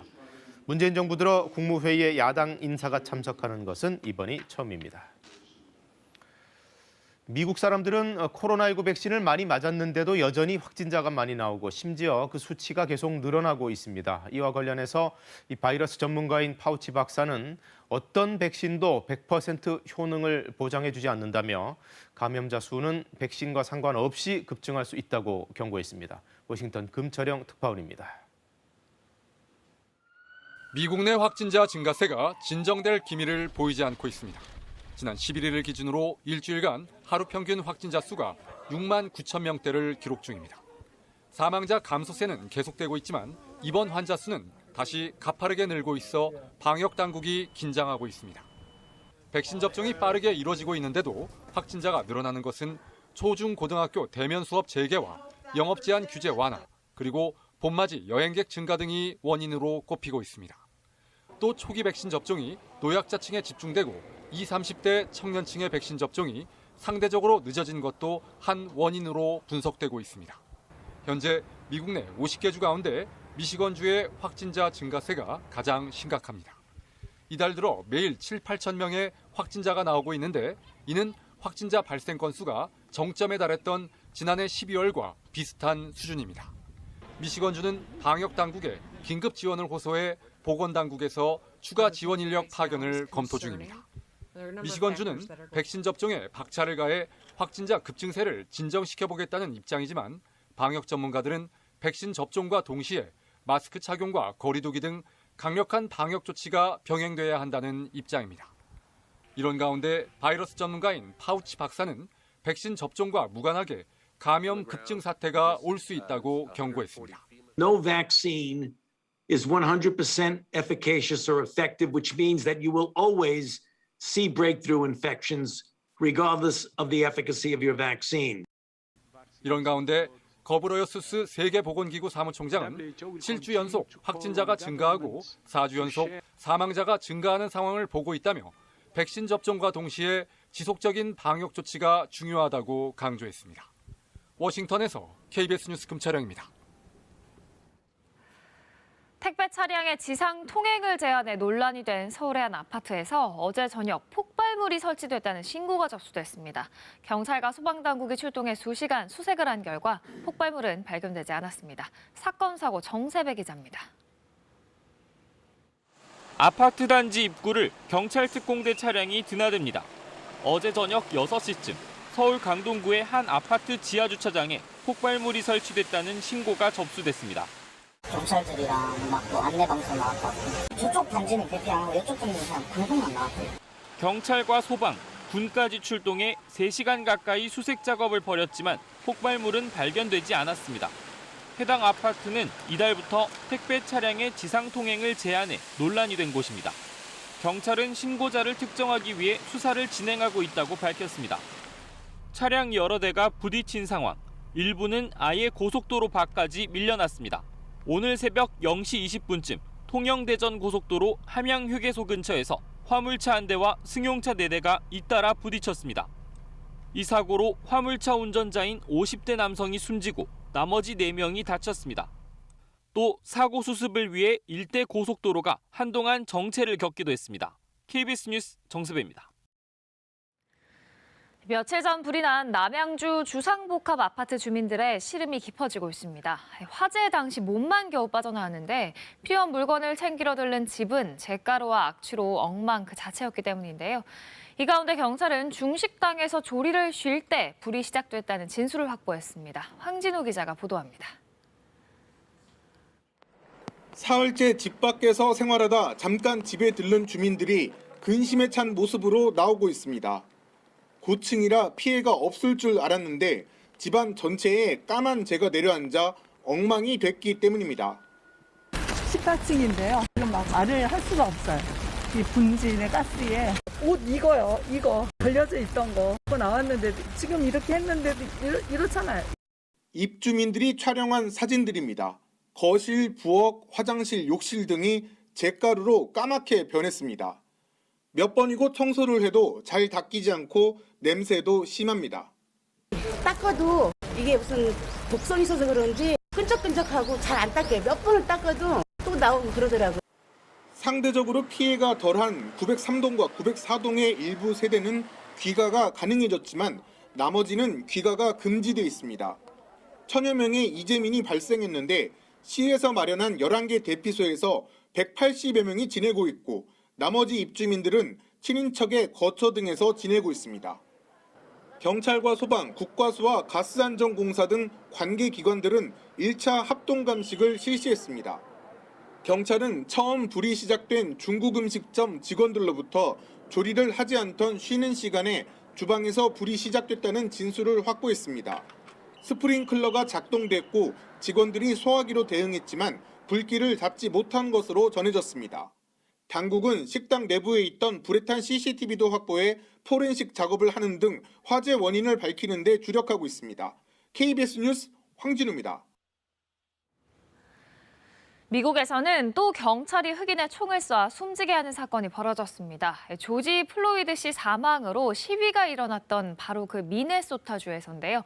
분노한 시민들이 경찰서로 가서 거세게 항의했고 주 방위군 출동에 통행까지 일시 금지됐습니다. 로스앤젤레스 이영현 특파원의 보도입니다. 현지 시간 일요일 오후 미국 미네소타주 블루크린 센터시 외곽에서 20대 흑인 남성이 경찰의 총에 맞고 숨졌습니다. 현지 경찰은 차량을 단속하는 과정에서 운전자가 영장이 발부된 걸 확인해 체포하려 했으나 운전자가 차를 몰고 달아나려 해 총을 쐈다고 밝혔습니다. As I watched the video and listened to the officer's commands, it is my belief that the officer had the intention to deploy their taser, but instead shot Mr. Wright with a single bullet. 경찰은 달아난 운전자가 얼마 못 가 다른 차량을 들이받고 현장에서 숨졌다고 밝혔습니다. The vehicle continued and eventually crashed. Medical resources were then deployed to the scene. The driver of the vehicle was deceased. 사망자는 20살의 흑인 던트 라이트 씨로 확인됐습니다. 라이트 씨 어머니는 현지 언론과 인터뷰에서 아들이 차를 세운 뒤 자신에게 전화를 걸어 경찰이 사소한 이유로 정차를 요구했다고 전했습니다. He was getting pulled over by the police. And I said, well, why did you get pulled over? He said they pulled him over because he had air fresheners hanging from the rearview mirror. 사건이 발생한 곳은 흑인 조지 플로이드 씨 사망 사건 재판이 진행 중인 곳에서 10여 킬로미터 떨어진 곳으로 라이트 씨의 사망 소식이 전해지자 분노한 시민들이 경찰서에 몰려들었습니다. 시위대는 경찰차에 돌을 던지고 경찰차 위로 올라가 뛰며 거세게 항의했으며 경찰은 최루탄을 쏘며 대응했습니다. 시위에 참여하는 사람들이 늘자 주 방위군까지 출동했고 브루클린 센터 시장은 밤사이 통행 금지령을 내렸습니다. 사건은 바이든 대통령에게도 보고됐습니다. It's really a tragic thing that happened. But I think we got to wait and see what the investigation shows and the entire investigation. 시 당국은 만일의 사태에 대비해 월요일 모든 학교의 등교 수업을 중단하고 화상 수업을 진행했습니다. 로스앤젤레스에서 KBS 뉴스 이영현입니다. 비는 대부분 그쳤지만 일부 내륙 지역에서 약하게 이어지고 있습니다. 아침까지 내리다가 모두 그치겠습니다. 비가 그치고 나면 날이 부쩍 쌀쌀해지겠습니다. 북서쪽에서 찬바람이 강하게 불어올 텐데요. 오늘 서울의 낮 기온 15도에 머물다가 밤 사이에는 10도 이상 기온이 크게 떨어지겠습니다. 내일은 서울의 아침 기온 3도까지 내려가겠습니다.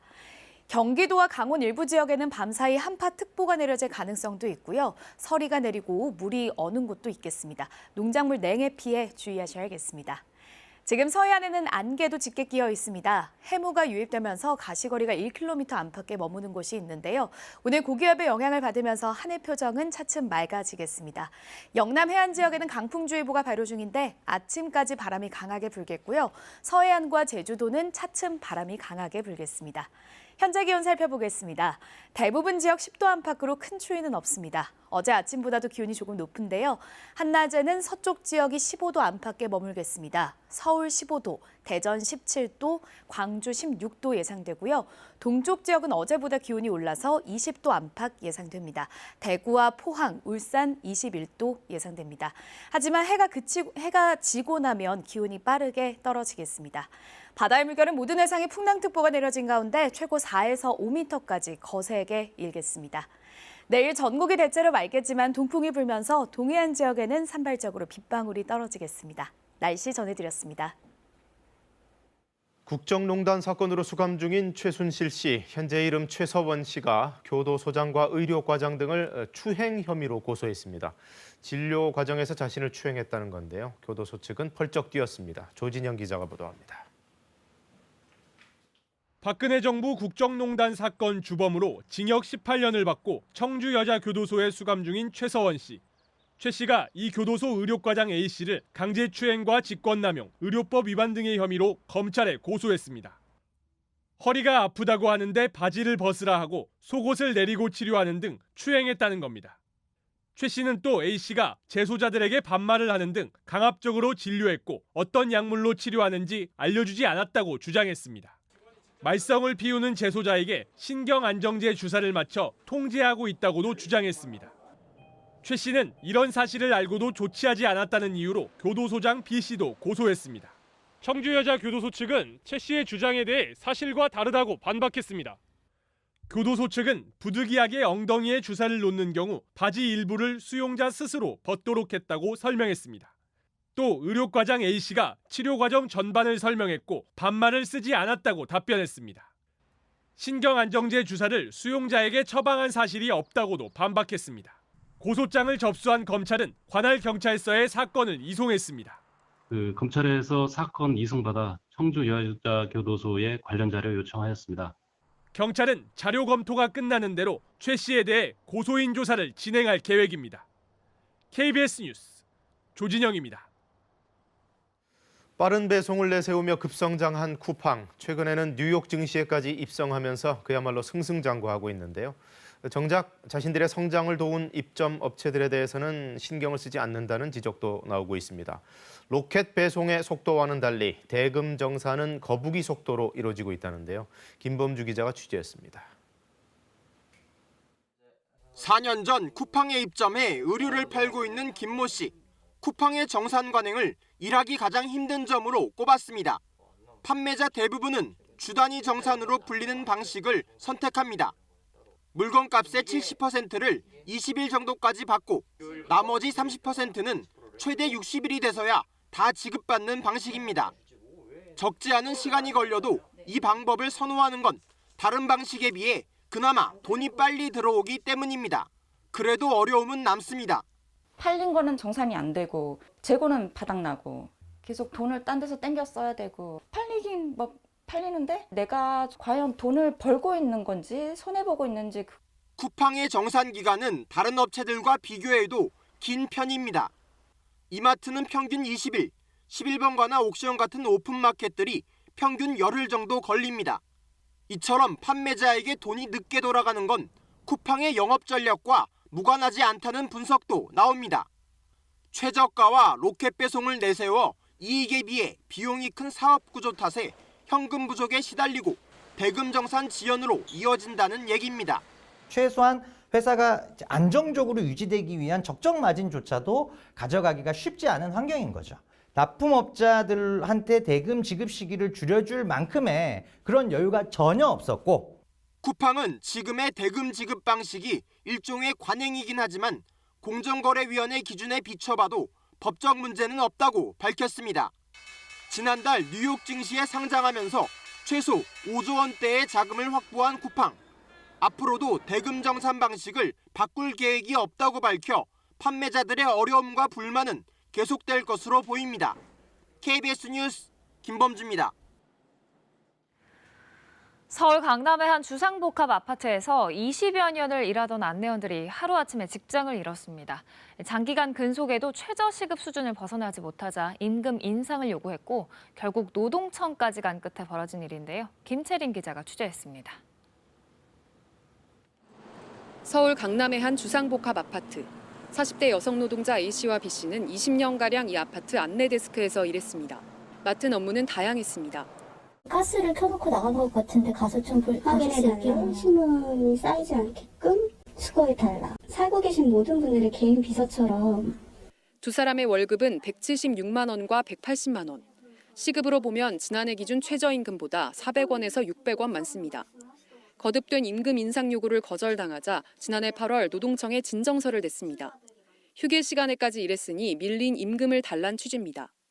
개선의 여지가 없어 보여서 저임금의 굴레에서도 벗어나고 싶었고. 진정 9일 만에 관리업체는 신규 안내원 채용 공고를 냈습니다. 노동청 첫 조사 다음 날엔 두 사람을 대기 발령했습니다. 진정을 하면서 이 단지와의 인연은 끝났다. 입주자 대표가 빨리 조치하라 했다며 근무지를 바꾸겠다는 게 업체 측 설명이었습니다. 그냥 이 사람들은 저희의 문제랑 상관없이 그냥 우리가 진정서를 넣었다는 게 괘씸하구나.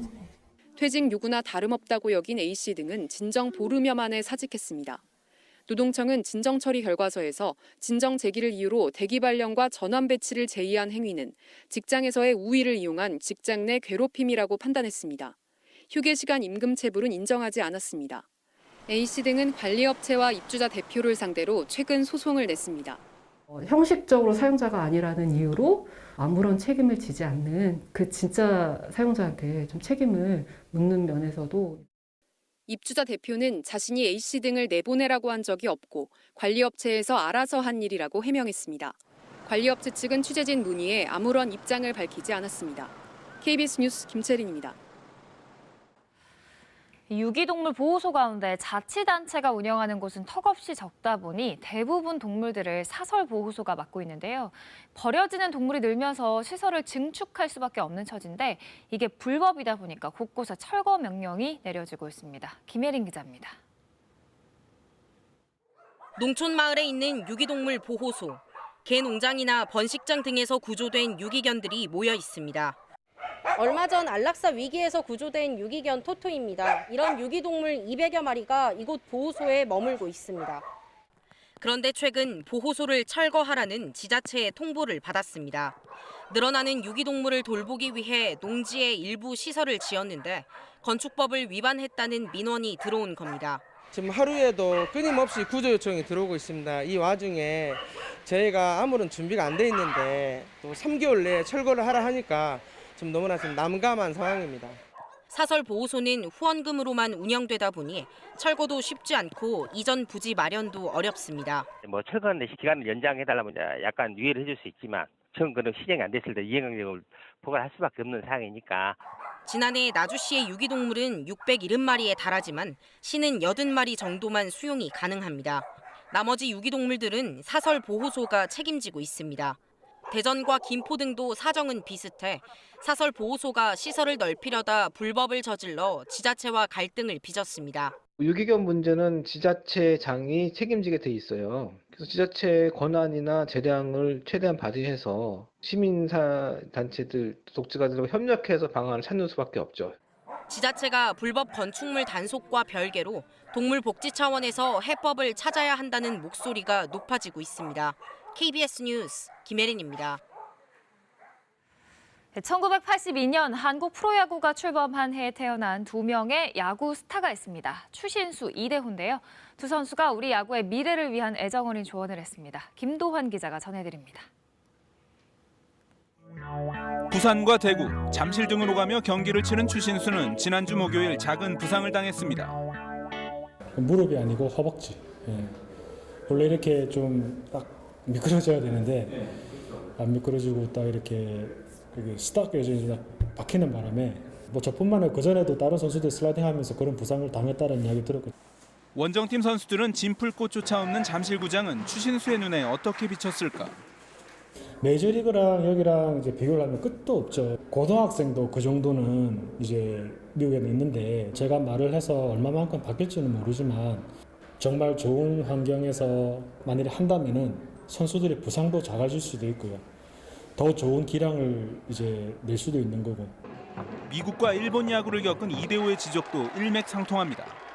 잘못된 것 같아요. 솔직히 원정낙하에 샤워할 공간도 거의 없고 솔직히 웨이트장이라든지 연습할 공간이 없다는 거는 조금 문제가 있는 것 같아요. 제일 오래된 메이저리그에서도 만들어주는 조건인데 대구와 창원 등 세 구장과 달리 잠실구장은 벌써 지은 지 40년이 됐습니다.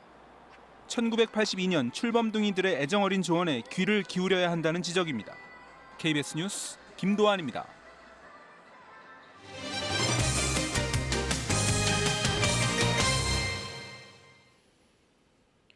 불법 주정차 단속이나 사건, 사고, 재난, 재해까지 CCTV의 활용 범위가 더 다양해지고 있는데요. 위기 상황에 신속하게 대응하기 위해 CCTV 관제 시스템에 인공지능이 도입되고 있습니다. 진희정 기자의 보도입니다. 이른 새벽 인적이 끊긴 골목을 서성이는 남성. 주차된 차들을 열어보더니 문이 열린 차 안을 뒤적입니다. 차량 절도범의 범행이 24시간 가동되는 자치단체 CCTV에 그대로 포착돼 경찰에 바로 덜미가 잡혔습니다. 눈의 피로도가 상당한 것 같고요. 이제 보면은 이제 어깨에도 이렇게 계속 마우스로 이렇게 모니터링을 하다 보니까 이제 어깨 결림이라던가 어떤 그런 거 계속 앉아 있어야 되는 불편함. 방범뿐 아니라 각종 재난재해, 안전사고 예방 등 CCTV의 활용 범위가 급증한 상황. 충북 최초로 충주시가 이런 CCTV 관제 시스템에 인공지능을 도입하기로 했습니다. CCTV 영상 속 사람들의 다양한 움직임을 학습시킨 뒤 갑자기 쓰러지는 응급 상황이나 담을 넘는 등의 수상한 행동을 자동으로 포착해 관제사에게 알리는 겁니다. 불과 연기를 감지해 화재에 신속하게 대응할 수도 있습니다. 앞으로는 환경이 바뀌는 거에 저희도 대응을 해서 킥보드를 타거나 아니면 불법 폐기물을 실은 차량을 저희가 선별해서 관제할 수 있는 인공지능을 활용한 CCTV 관제 시스템을 구축하거나 가동 중인 시군은 전국적으로 80여 곳. 일상 곳곳에 설치된 CCTV가 첨단 기술과 만나 진화를 거듭하고 있습니다. KBS 뉴스 진희정입니다. 최근 국방개혁과 군부대 해체로 접경 지역은 인구 감소로 지역 소멸 위기를 겪고 있는데요. 이 위기를 극복하기 위해 강원도 내 접경 지역 시군이 이른바 실버 계층 도시 은퇴자 모시기에 나섰습니다. 박상용 기자가 소개해드립니다. 파릇파릇한 곰취가 가득한 온실. 새내기 농부들이 곰취를 따봅니다. 대도시에서 직장을 다니다 퇴직한 사람들입니다. 서툰 손짓에도 금세 곰취가 하는 큼. 이게 농촌이구나 싶습니다. 은퇴를 했기 때문에 만약에 제가 견딜 수 있으면은 아예 정말 농촌에 와서 살고 싶은 그런 생각도 있습니다. 이들은 양구군이 마련한 은퇴자 공동체 마을에서 생활하고 있습니다. 현재 입주민은 8가구 15명. 한 달에 반값 20만 원만 내면 길게는 2-3달씩 전원 생활을 체험할 수 있습니다. 대신 주민등록을 양구로 이전해야 합니다. 농산물 수확 체험이라든지 그리고 전통 장단국이나 막걸리 만들기라든지 그런 다양한 농촌 체험 활동이라든지 퇴역 군인을 위한 맞춤형 주택단지도 조성되고 있습니다. 고즈넉한 산골에 자그마한 텃밭까지 갖춘 단독주택 24동이 지어집니다. 단지가 다 완공되지도 않았는데 벌써 18가구가 들어왔습니다. 화천군에는 공공 실버 아파트가 들어섰습니다. 120세대 규모로 65세 이상 주민 전용 주거단지입니다.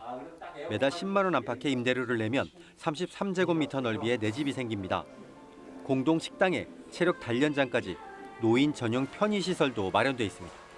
노인들 그러니까 따뜻하고 물 달라고 따뜻하면 최고지 뭐 더 어떻게 더 바래 뭐. 최근 5년 사이 인구가 연평균 2,500명씩 줄고 있는 강원도 내 접경 지역. 은퇴자 모시기가 지역 소멸 위기 극복의 희망으로 떠오르고 있습니다. KBS 뉴스 박상영입니다. 봄이 무르익으면서 경북 영양 지역에서는 어수리 산나물이 출하를 시작했습니다. 임금 수라상에 오른 나물에서 유래된 이름인데요. 특유의 맛과 향으로 인기를 얻고 있다고 합니다. 현장을 김기현 기자가 다녀왔습니다. 파릇파릇한 산나물 수확이 한창입니다. 임금님 수라상에 오른다에서 이름 붙여진 어수리 나물입니다. 어수리는 향이 뛰어나고 무기질과 섬유질, 비타민 등이 풍부해 건강식품으로 인기입니다. 특히 영양 지역은 갈색 산림토로 산나물이 자라기 좋은 토양과 환경을 갖추고 있습니다. 향이 다른 데보다 더 진하다고 잡사분들은 전부 다 연락 다 옵니다. 저렴하면서도 이 고급스러운 나물이기 때문에 그런 선물도 많이 주문도 많이 들어오고 이래요. 특유의 향과 맛으로 인기를 얻으면서 1월산 인근에서는 30여 농가가 연간 23톤의 어수리를 재배하고 있습니다. 영양산나물 홍보와 판매에 상당한 역할을 했던 영양산나물 축제는 코로나19 탓에 지난해에 이어 올해도 취소됐습니다.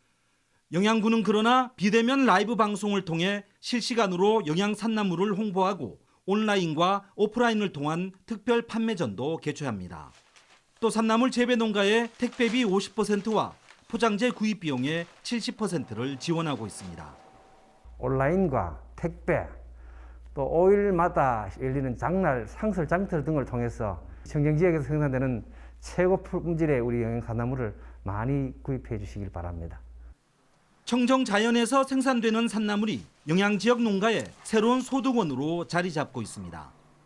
KBS 뉴스 김견입니다. 최근 도심에서도 수중 생태를 교란시키는 외래 어종이 흔히 발견되고 있습니다. 누군가 키우다가 몰래 버린 것으로 추정되는데요. 처벌 규정은 있지만 있으나 마나한 실정입니다. 송국회 기자가 취재했습니다. 충북 청주 도심의 한 생태 공원입니다. 통발을 들어올리자 생태교란종 미국가재가 올라옵니다.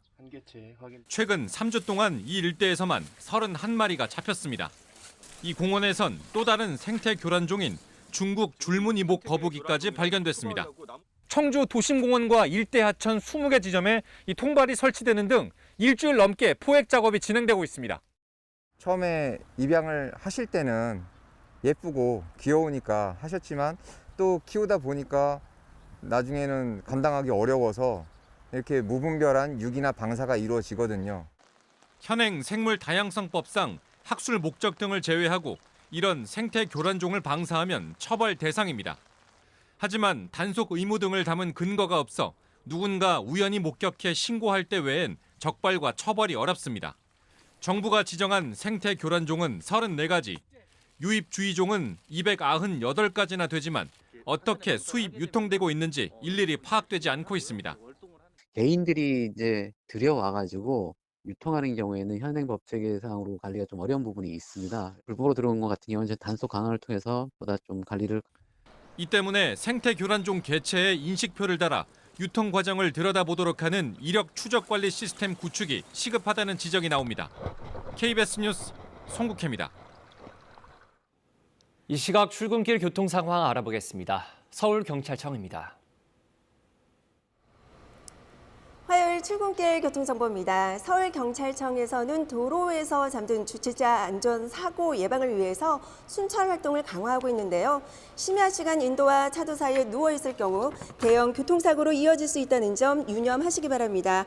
올림픽대로 공항 방면 동작대교 진안지점 1차로에 고장차가 서 있었던 여파로 한남대교부터 영향을 받습니다. 동부간선도로 평소 화요일보다 교통량이 많은데 창동교에서 성수 분기점 쪽으로 속도 내기 어렵습니다. 분당 수서간 고속화도로 복정 교차로에서 탄천 2교까지 정체고요. 동북지역 도봉로 사방동에서 미아 사거리, 다시 동소문로 한성대 입구에서 해화동 쪽으로 부분 지체를 보입니다. 교통통제 및 혼잡 예상 정보입니다. 오후 5시부터 오후 6시 20분까지 테헤란로 포스코타워에서 포스코 사거리 방면으로는 2.1km 구간 행진이 있을 예정이고요. 공사 구간 강변북로 구리 방면 서빙고 고가 진입부에서 보수공사로 밤 10시부터 다음날 새벽 6시까지 부분 통제될 예정입니다. 교통정보였습니다.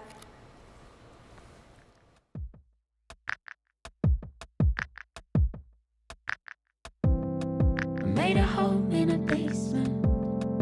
Didn't think that I need the light. Cause all these plans I've been making get me out of here in time. But it's always 2 steps backwards. Too much gravity to feel the highs. And all these plans I've been chasing are getting caught up.